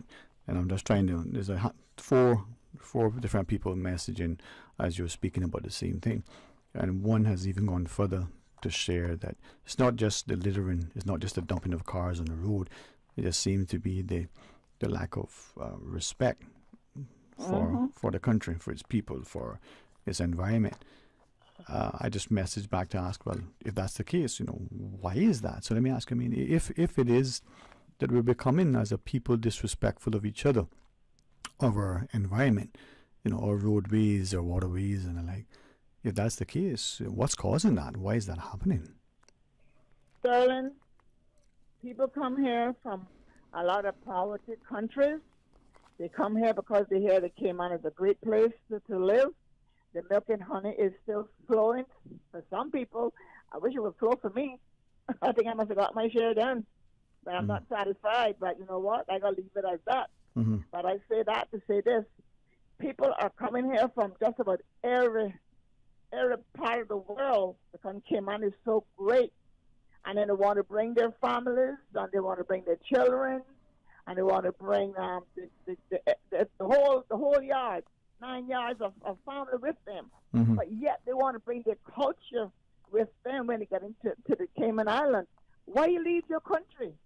You leaving to come and better yourself and come out of garbage and come out of a poor run-down house with no water, no electricity, and not much food to eat.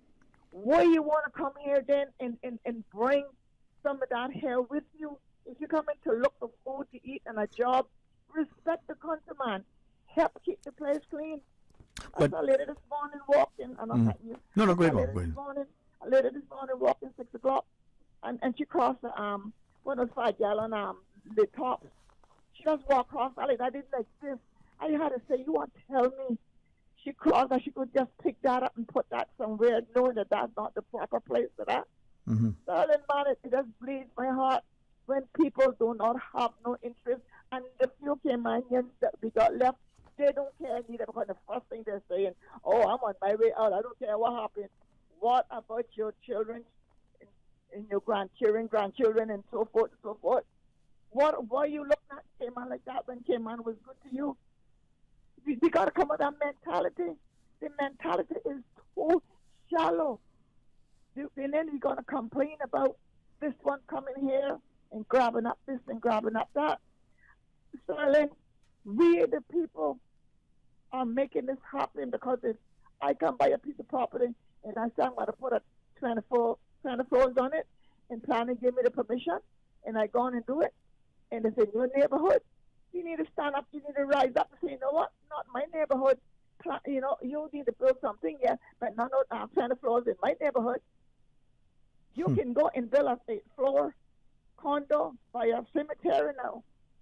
But if somebody got a loft in their home and it was always entering from inside and the side to go and put a staircase outside and rent it out, planning comes in because a neighbor complained and fight against you.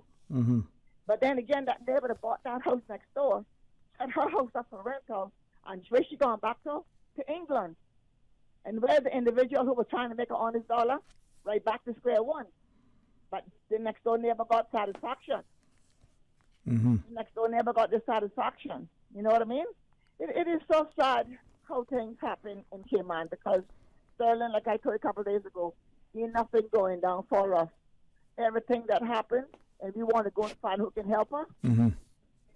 there's someone that can't help you. You got to go to that one. When you go to that one, you got to go to another person. You just go around in a trine, and nobody can help you. So what's the purpose of having all these entities and all these governments and these officials, but yet they can't answer one simple question, or they can't fix one little simple question, like get my ID for me? I've been waiting for 5 months. I've been going through every channel, the honest way to get this ID, and nobody's paying me any mind. Mm-hmm. But like I told someone a couple of days ago, they better when they get crazy on the road. No, and I think we can achieve much by sharing publicly, as you've done, and in the respectful, responsible manner that you identify certain things, and maybe the cause of the people to encourage, maybe the cause of the people to say, well, they don't necessarily agree with you in that way, but what about this? That sense of engagement helps us. Anything else before we take the break you want to share? No, you go right ahead. Yeah. You'll catch up later. Of course, All right. anytime. Thank you so much. Thank you. All Bye-bye. right. Let's pause and take that break, and please join us right after.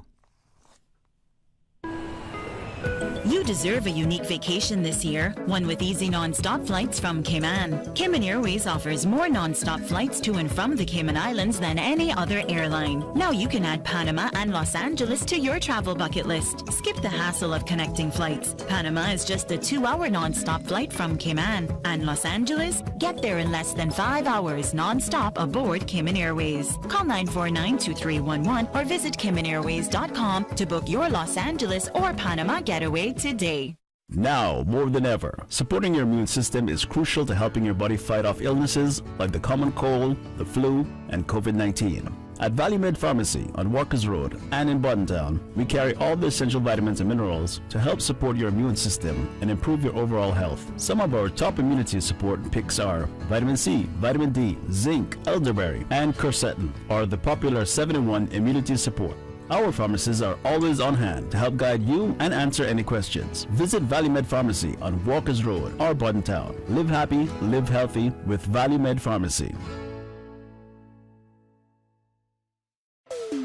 If custom closets or new kitchen cabinets are on your wish list, now is the time to strike them off the list. Brand Source Home Gallery is offering 20% off on kitchen cabinets and custom closets. Now until Saturday, June 10th. Go in now before the sale event ends on June 10th, and you'll have until August 31st to save 20% on the purchase of your dream custom closets or kitchen cabinets. Brand Source Home Gallery's 20% off kitchen cabinets and custom closet sale, ending June 10th. Sign up, get a voucher, and purchase before August 31st. Visit Brand Source Home Gallery on Dorsey Drive or call 623-5000 for details. Mommy, why can't dogs talk? Why do I have to go to school and you don't? Why do you sing in the morning when you're bad at it? Why don't you brush your teeth when you take me to school? Why doesn't it ever snow here? Why does Daddy take the bus to work? Why are trees so tall? Why don't you tell me where babies come from? Mommy, Mommy, Mommy! You're like a kid that doesn't ask a million questions before noon. CG Britgay. Good like that. Talk today. But I do have some questions. Talk today. Cayman Islands' foremost listeners participation program. Talk today. Because there are more questions than answers. What the public is saying. Waiting to take your calls right now. Sterling Dwayne EBANKS.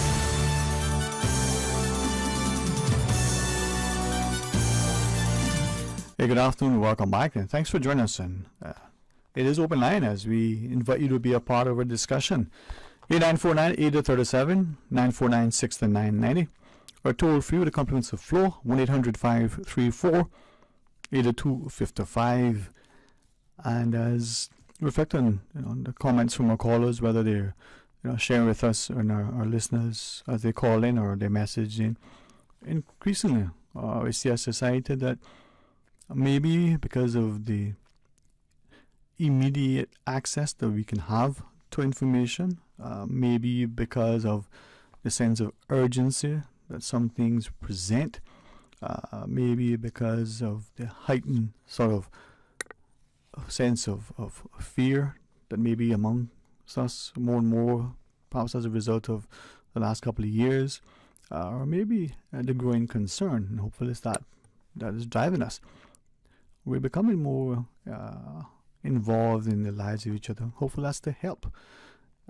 But a number of you have messaged, or as I just received a quick off-air call, to share that in our country we're being increasingly sidelined and silenced, and as the caller off-air shared, by choice. Or maybe the perception is that because we've said things in the past, saying it now will not necessarily gain traction, or maybe because we've seen others that we thought should have a greater level of import get maligned and sidelined for saying things, and without any corresponding support and encouragement, assistance and the like, that may have discouraged us.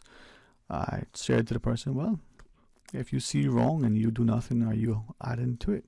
If you see right and don't join in to help to support and show your support, will it continue? Well, the thought is yours. And one individual message to say that we still live in a good place. In brackets, they wrote perhaps the best place or one of the best places in the world, and commend Her Excellency for coming on, not just today but previously, and talking to the public, but cautioned us as the people, especially as voters, that if we don't be an active, positive part of what is happening. Now, I paraphrased, the person's words were not as complimentary, and basically accusing us of just sitting with the proverbial hand over eyes and ears and mouth and not caring, not getting involved.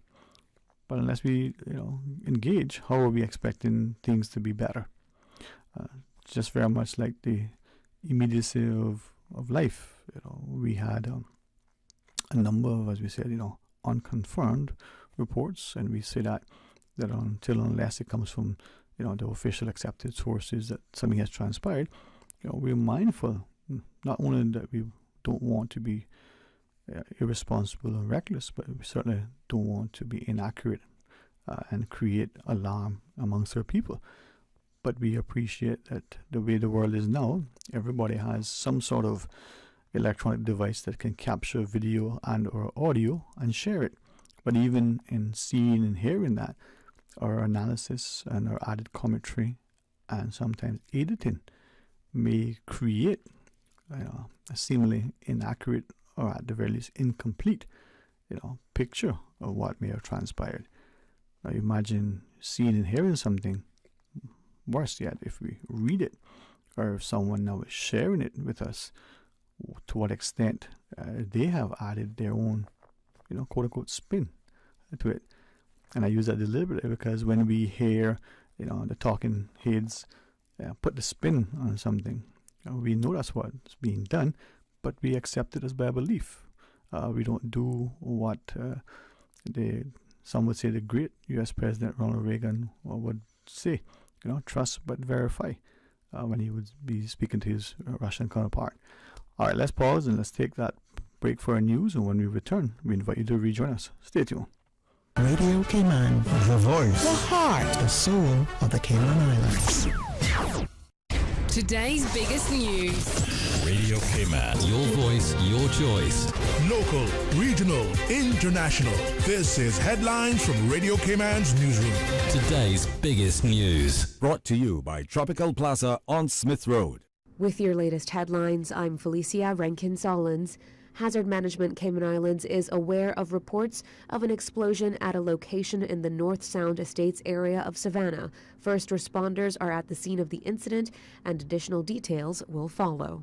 In international news, all eyes are on Apple as it is expected to launch a mixed reality headset at its annual Worldwide Developers Conference in California.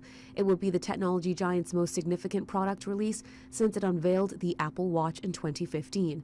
Boss Tim Cook is expected to use his keynote speech to say this new product is the future, but its expected price tag of about $3,000 might make that a tough sell for consumers.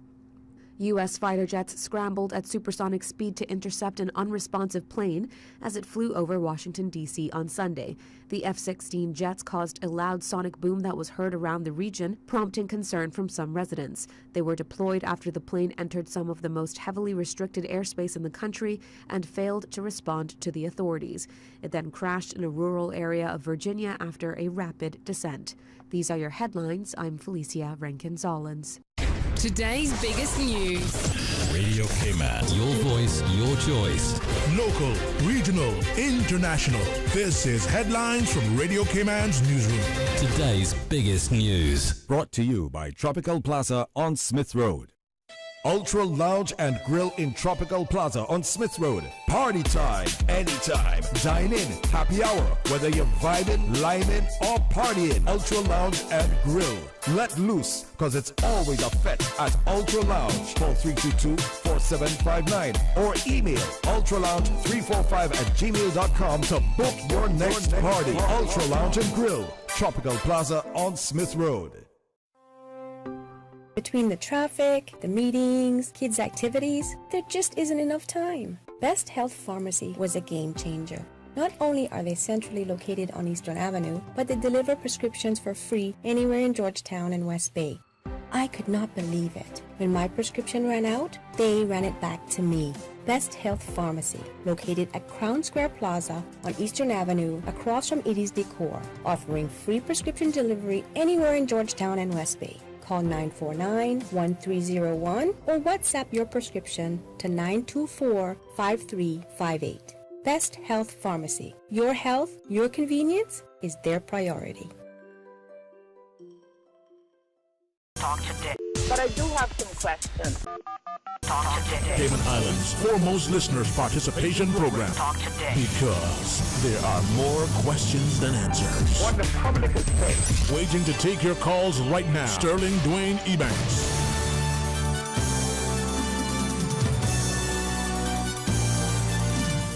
Hey, good afternoon. Welcome back and thanks for joining us.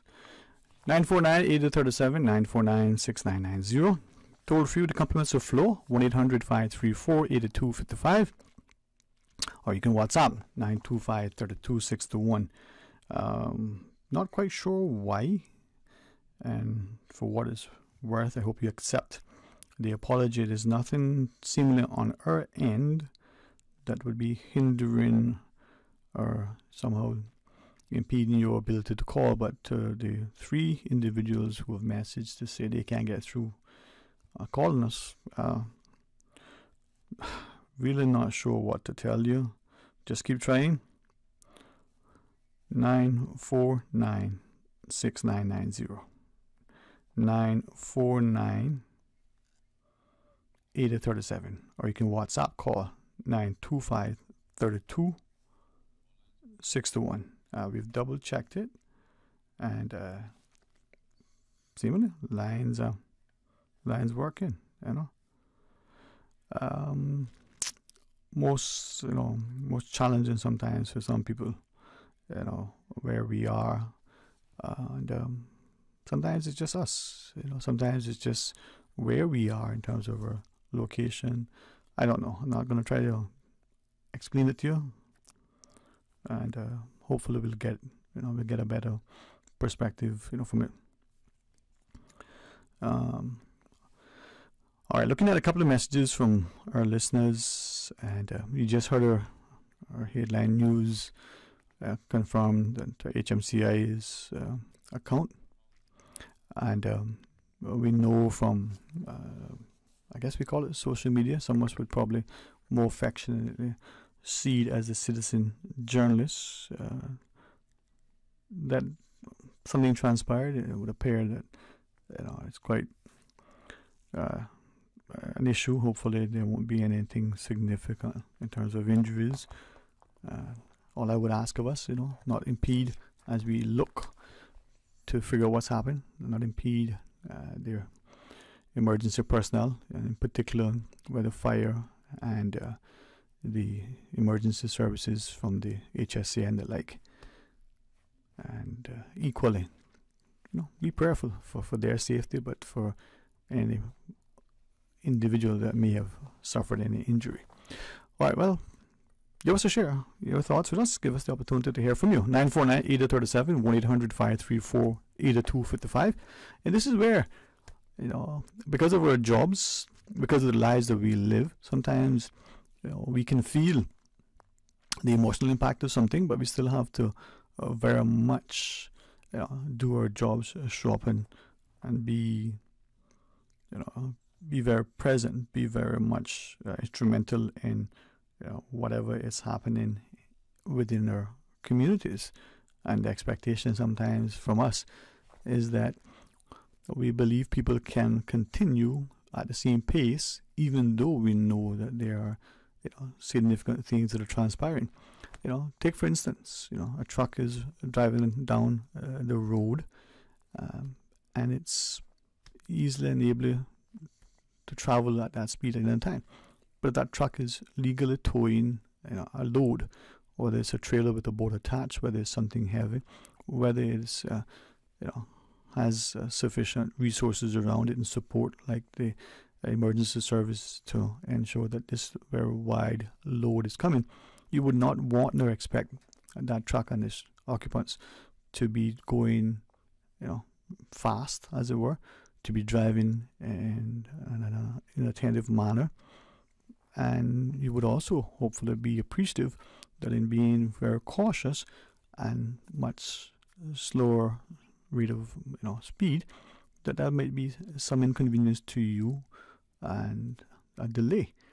How many of us would accept that, even if we had noticed that this thing was going to be moved from point A to B along this route at this time? And how many of us would, even knowing that, still be frustrated? Or if we didn't know it for whatever reason, maybe there wasn't sufficient publication of it, maybe it wasn't publication in a timely manner, maybe there wasn't any at all. Would we then say, well, okay, they got to do it, but boy, we could have picked a different time, but you know what, that's what it is. How many of us would overtake, that slow-moving vehicle is being towed, or would we accept it as being something that it is, part of that day's events? Now, on the same hand, if that becomes a regular occurrence, how many of us would speak to the authority and say, listen, okay, it's important that you need to move these things, but could you not do it at a less inconvenient time?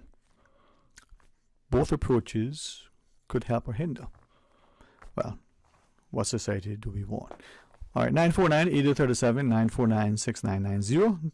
Toll free with the compliments of Flo at 1-800-534-8255. You can WhatsApp call us if you so choose at 925-3261. I had a number of discussions following the press briefing relative to the government's announced plans for the airport, and in particular the runway extension.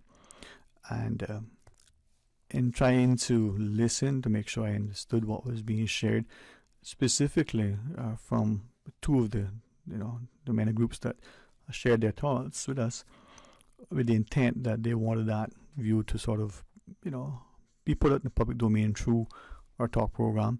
Not so much, I think, with all of them from the perspective of what they say, back in water for others, but through this idea that, and the one group that was perhaps the most intriguing were the group of students, the young people, because they shared that they may be more inclined to look online because that is their norm, to listen to what is being shared and to share because that is the life that they know. But one of the individuals said, she was talking to her grandmother. Initially, I thought, okay, this is, a grandmother, and you get an image of someone in their 70s and 80s and beyond. Well, this was a young, grandmother. And as much as the young lady was sharing that her grandmother, yes, is on social media, knows it, but still, put it nicely, being north of 40, still very much of that idea that, we should talk amongst each other instead of just posting things, that we should be able to still have some sort of coming together as opposed to constantly being divided, and we use technology as a justification to do so. What she says in talking to her grandmother says, well, she remembers just that the other day when the airport was being worked on and tens of millions of dollars was spent. We're all happy, with the new airport. We're not happy about where we criticize. We still see it being something that seemingly, financially, we can afford it. But her grandmother shared, another $1 billion. What if it goes over and it becomes $2 billion or $3 billion? Whether it's an interest-free loan or whether we all contribute equally, the fact is money is going to be spent on it. Do we don't have money to spend on something else? But as she was sharing, doing this now Is it something that makes sense? Should we do something else? Should we do something else in a different place? Should we be doing it this way? And as I listened to these students, what was interesting is that they're not only concerned about the cost, the financial cost, and who's going to pay for it and how it's going to be paid and what's going to eventually cost. Not only are they, as many had expected, concerned about the potential impact on the environment from the extension within into the north-south, but the idea that what will that do for their future? Will it make their future safer, stable, and their prospects of employment and a decent quality of life? Would that be improved? Or will it further displace them, because then you open up the country even further, and not from the perspective of being afraid of competition or expecting some unfair preference, but the idea that we're developing so rapidly that we're displacing not just future generations, but the ones here and now. And more importantly, and I think I got this from one of the students, when he said that when we're doing these things as a government, whether it's through a statutory authority, whether it's through some sort of subsidized loan program through sponsoring international agencies, or whether it's a commercial rate of interest that the government borrows through a bond issue or the like, has anyone asked them, as the future taxpayers and voters and policymakers, what they want? He said that oftentimes, we hear about the stakeholders, we hear about politicians wanting to, get the input, of their people. This young man, I think in listening to him, we might be apt to say, that's what he hears from home, or he hears from school. And if it is, well, is that a bad thing? But what was intriguing and very, very encouraging is that this group of students, as they shared, their personal sort of approach to life and their ambitions, as different as they were so much alike in their concerns for the future of Cayman and the potential that they may not be a part of that future, even if they wanted to be. And as the young man shared, he said, many times the politicians will say, we want to hear from our people, but they keep hearing from our people, but they don't seem to do what the people are asking, or they do it in such a way that it's meaningless. And now, maybe because it was from a young person, or otherwise, maybe it was the time of day, but it was certainly something that should have hit all of the adults in the room in the same way, because you could hear the impassioned plea, you could hear the genuineness of their statements, and no adult thought that what the students, the young children, the young people said was disrespectful. But what was encouraging is that their resolve to not accept things the way they are without hopefully having some say. All right, join us after this short break. Stay tuned for Talk Today. You deserve a unique vacation this year, one with easy non-stop flights from Cayman. Cayman Airways offers more non-stop flights to and from the Cayman Islands than any other airline. Now you can add Panama and Los Angeles to your travel bucket list. Skip the hassle of connecting flights. Panama is just a 2-hour non-stop flight from Cayman. And Los Angeles? Get there in less than 5 hours non-stop aboard Cayman Airways. Call 949-2311 or visit CaymanAirways.com to book your Los Angeles or Panama getaway today. Freedom, Cayman Brack. Freedom, Little Cayman. Soft breezes, blue waters, no traffic. Unwind and rejuvenate your mind, body, and soul. Sister Island Staycations, a taste of freedom. Discover all that our sister islands have to offer.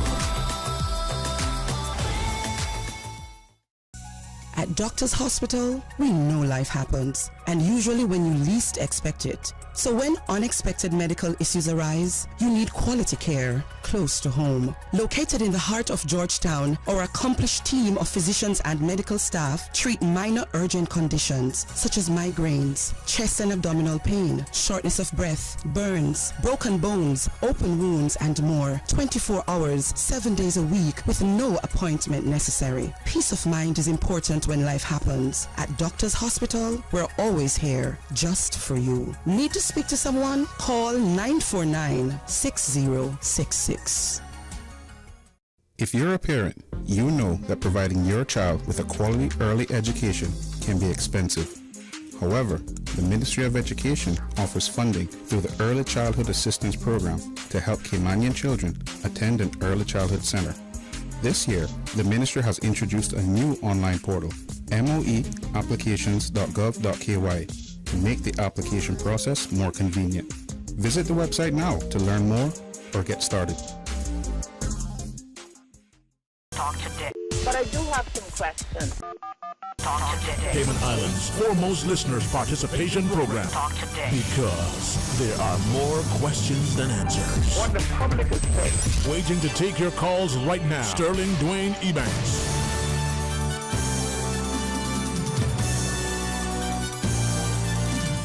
Hey, good afternoon. Welcome back, and thank you very much for joining us. 949-8037, 949-6990, or you can WhatsApp call, or you can message or send a voice note, 925-32-621. A number of individuals had previously referenced the issue relative to when Her Excellency was on, good governance and being mindful that we always want to be respectful, but sometimes having to share what we do so that it is not of practice that we ignore the things that, if left unaddressed, will just fester. And commending the government through its passage of legislation relative to anti-corruption, good governance, the idea of standards in public life and the like. But two of or many comments reference the idea of addressing these things so that not only is there the perception of good governance and a lack of tolerance for improper behavior, but there's an active, enforcement of things that could be perceived as corruption or whenever there is behavior. And one individual stressed, whether in the public or private sectors, that those behaviors aren't tolerated and that people are sanctioned accordingly. Now, I know that there's much happening within our communities, and many of you have messaged about, the explosion within the Savannah, Newlands, North Sun Estates area.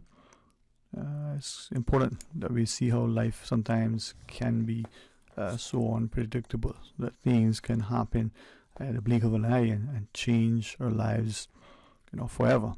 Not always in a negative way, but certainly many times as such.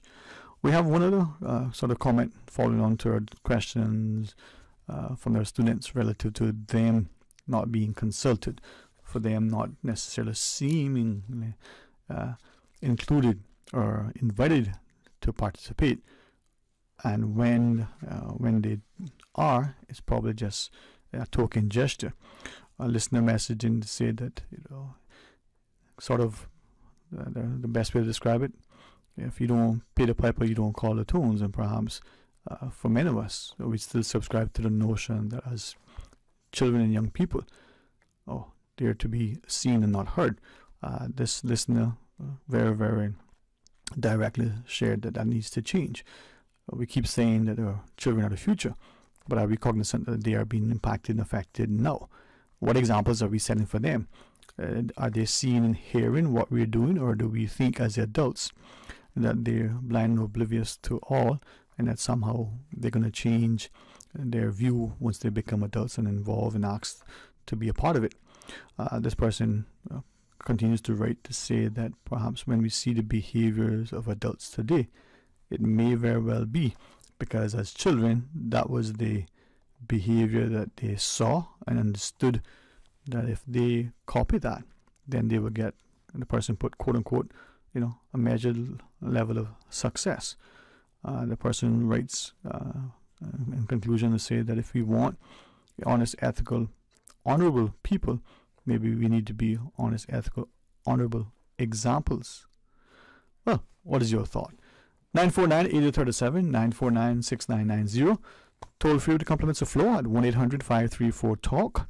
That's 1-800-534-8255. Or you can WhatsApp. You can WhatsApp call. You can WhatsApp message. You can send a voice note by WhatsApp. 925-3261. Now, I don't want to belabor the issue with the airport and particularly runway extension or the cost.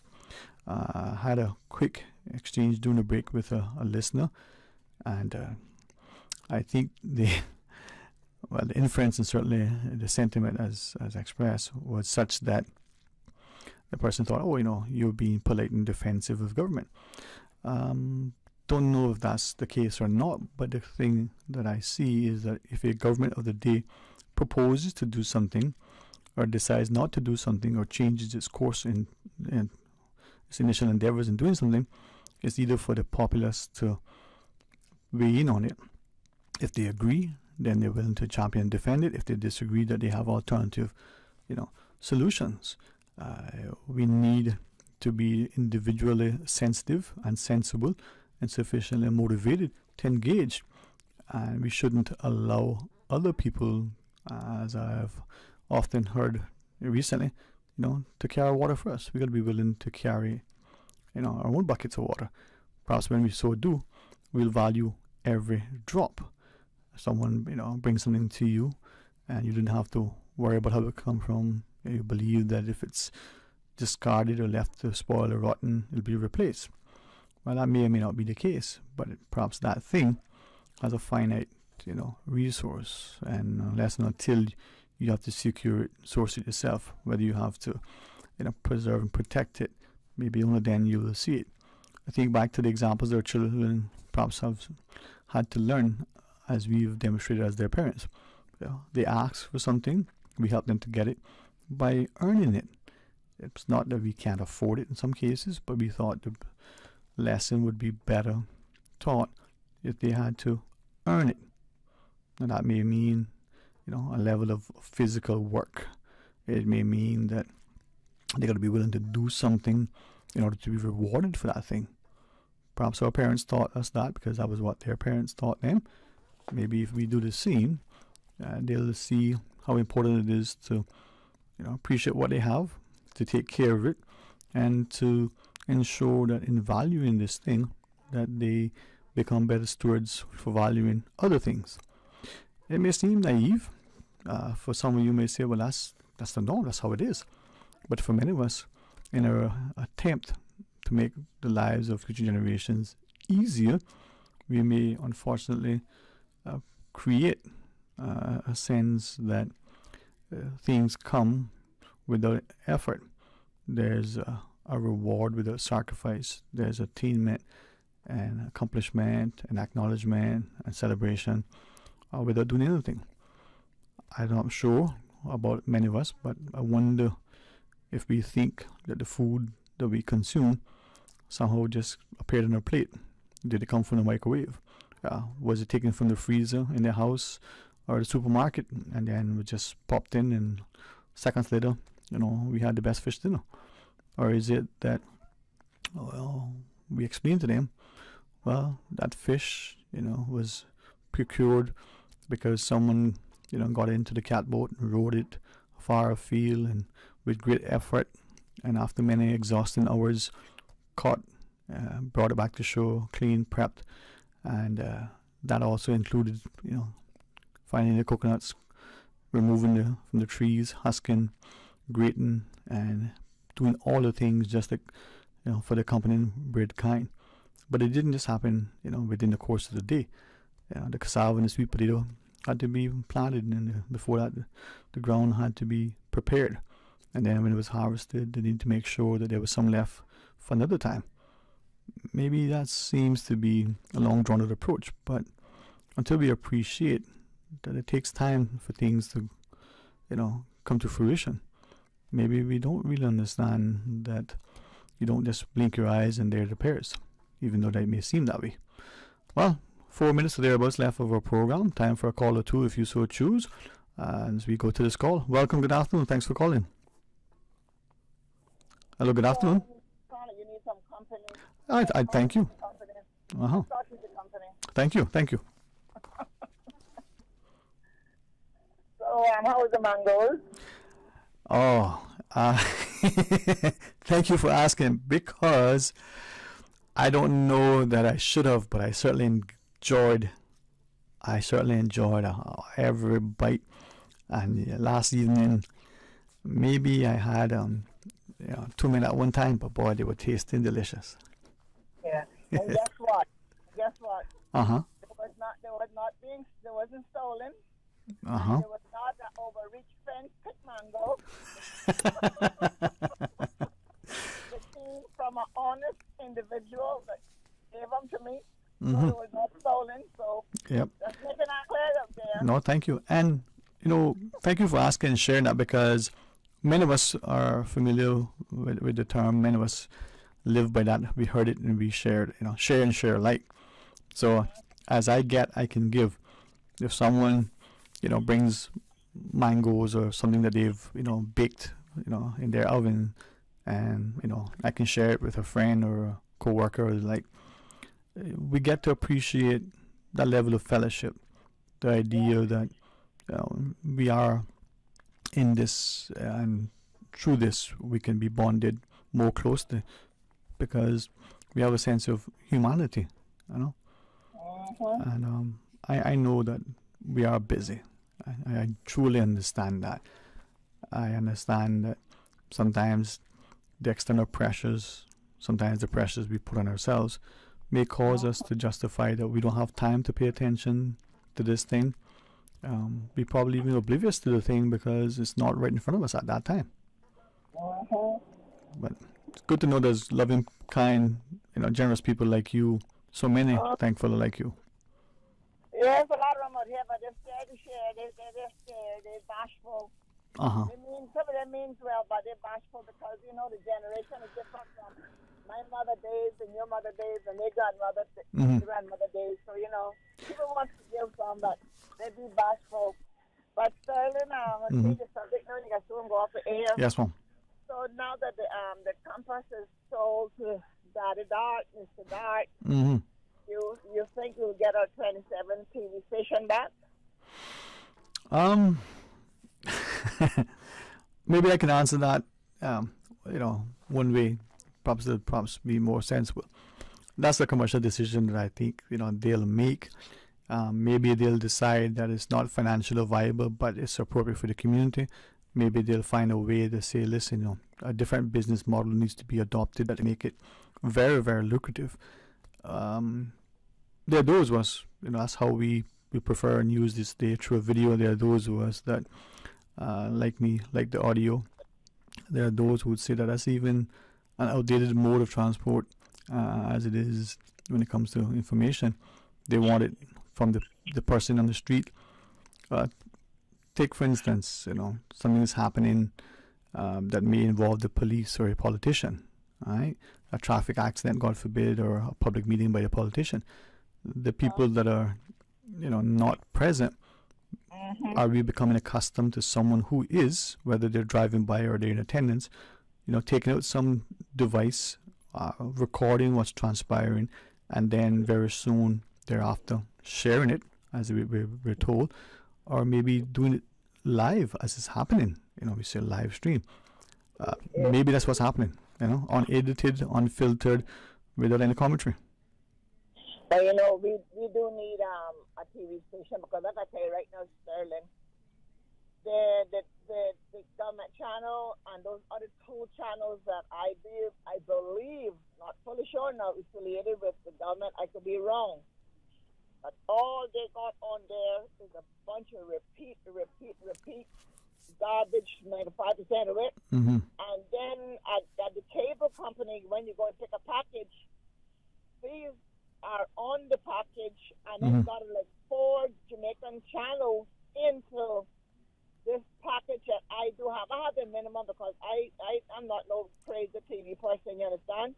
I like to watch it for the news and keep up with the news and so forth, and watch a couple of court cases and so forth. But I'm not a TV person, so I do not go and get no package that costing me $200 a month when I'm not even watching it. You understand?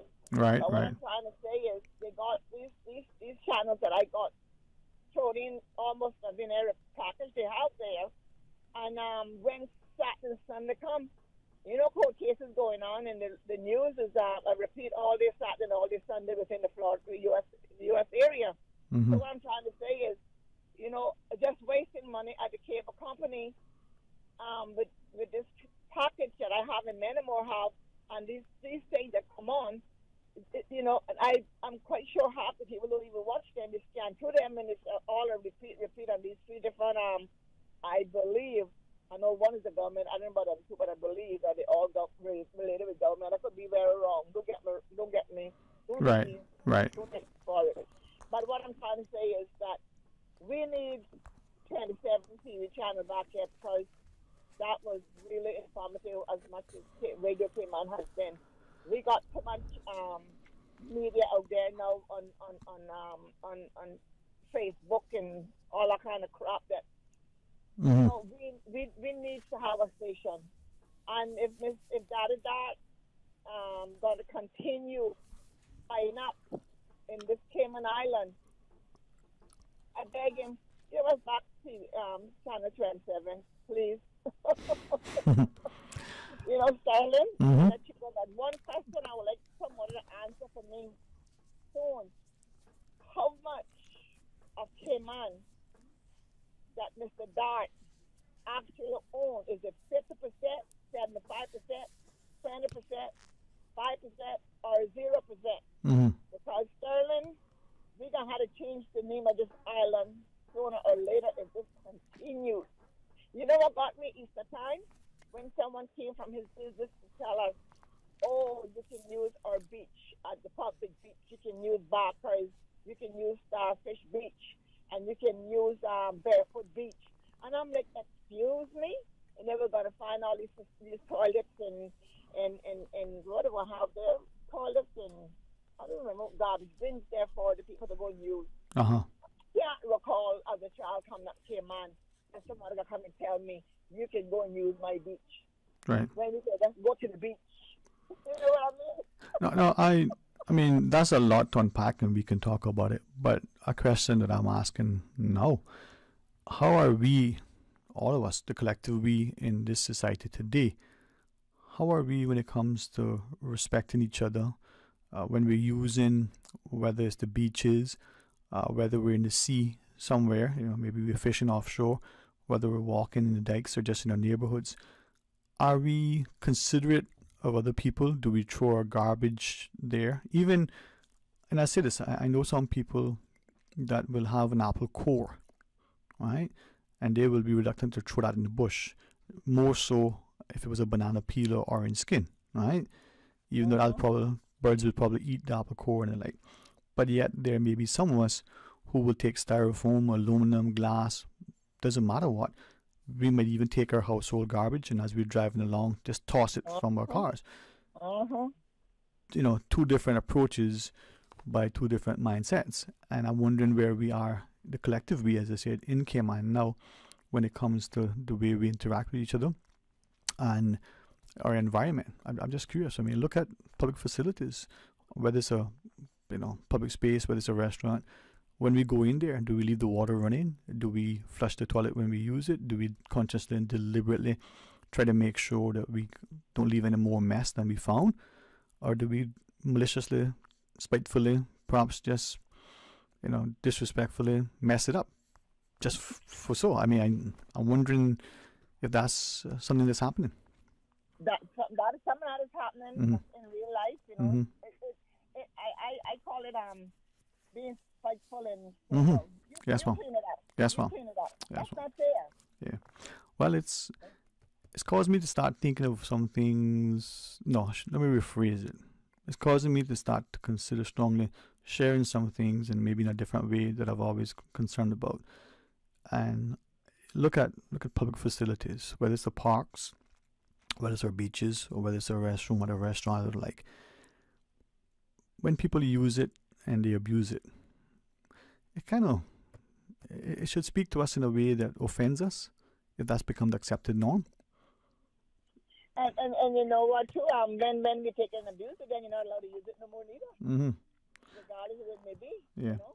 Well, I really appreciate you sharing, right? And one of our listeners, in your comment earlier about sharing the mangoes, reminds us that that's what, how we lived before. That kindness amongst Caymanians, that share and share alike. And maybe it's a way that we go back to it. Now, I know the world is changing and people understandably becoming increasingly weary and distrustful of others. Think back to not long ago.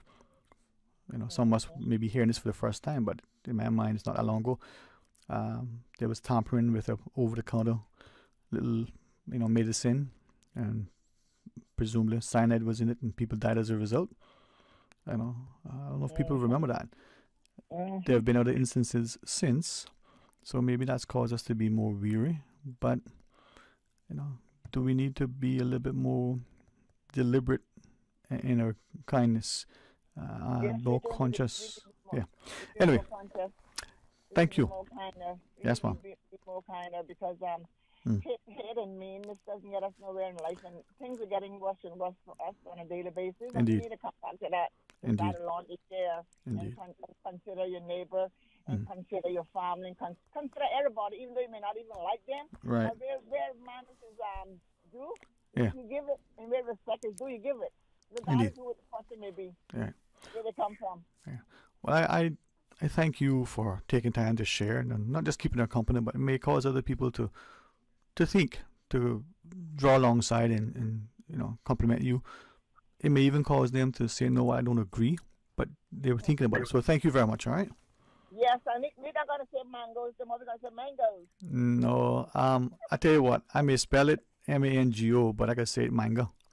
So they can say what they want. All right, take care, huh? You take care and have a great evening. You too. Blessings. And like the caller, it's one thing to know the difference between, as Mr. Henry Bush used to say, when it comes to breadfruit, we don't spell them, we eat them. Our local parlance and vernacular is important, that we preserve our colloquialisms, that we cherish the idioms that may have been part of our society. It is not a sign of being unintelligible or ignorant if you speak with a deference to the pride that you share in your cultural ethos, the traditional values that you exhibit, the things that should speak to our parlance that resonates within this people. Unfortunately for us, we somehow misinterpret that intelligence must come with an accent, and that if you speak, or the way you speak, because it represents who you are as a people, that if you don't sound like others, then you don't have any sense. Well, many would share that the person who smiles often and is grateful maybe in this society be seen as, what did they say, a green teeth fool. But if those of us, if my friends from Scotland don't mind, as we listen to them speak, it's so beautiful to hear, their language, but not unlike those from the Caribbean region as well. Whether it's the sing-song of our Trinity friends, or whether it's the sway of our Bajans, the idea we must be proud of who we are, mindful that as much as we are different, we are more alike.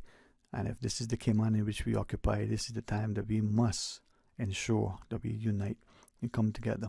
Because if we're not our brother's keeper in this era, when will we be? If we're not cognizant that our actions and efforts will impact the lives of those around us, then we're truly woefully blind to what is transpiring.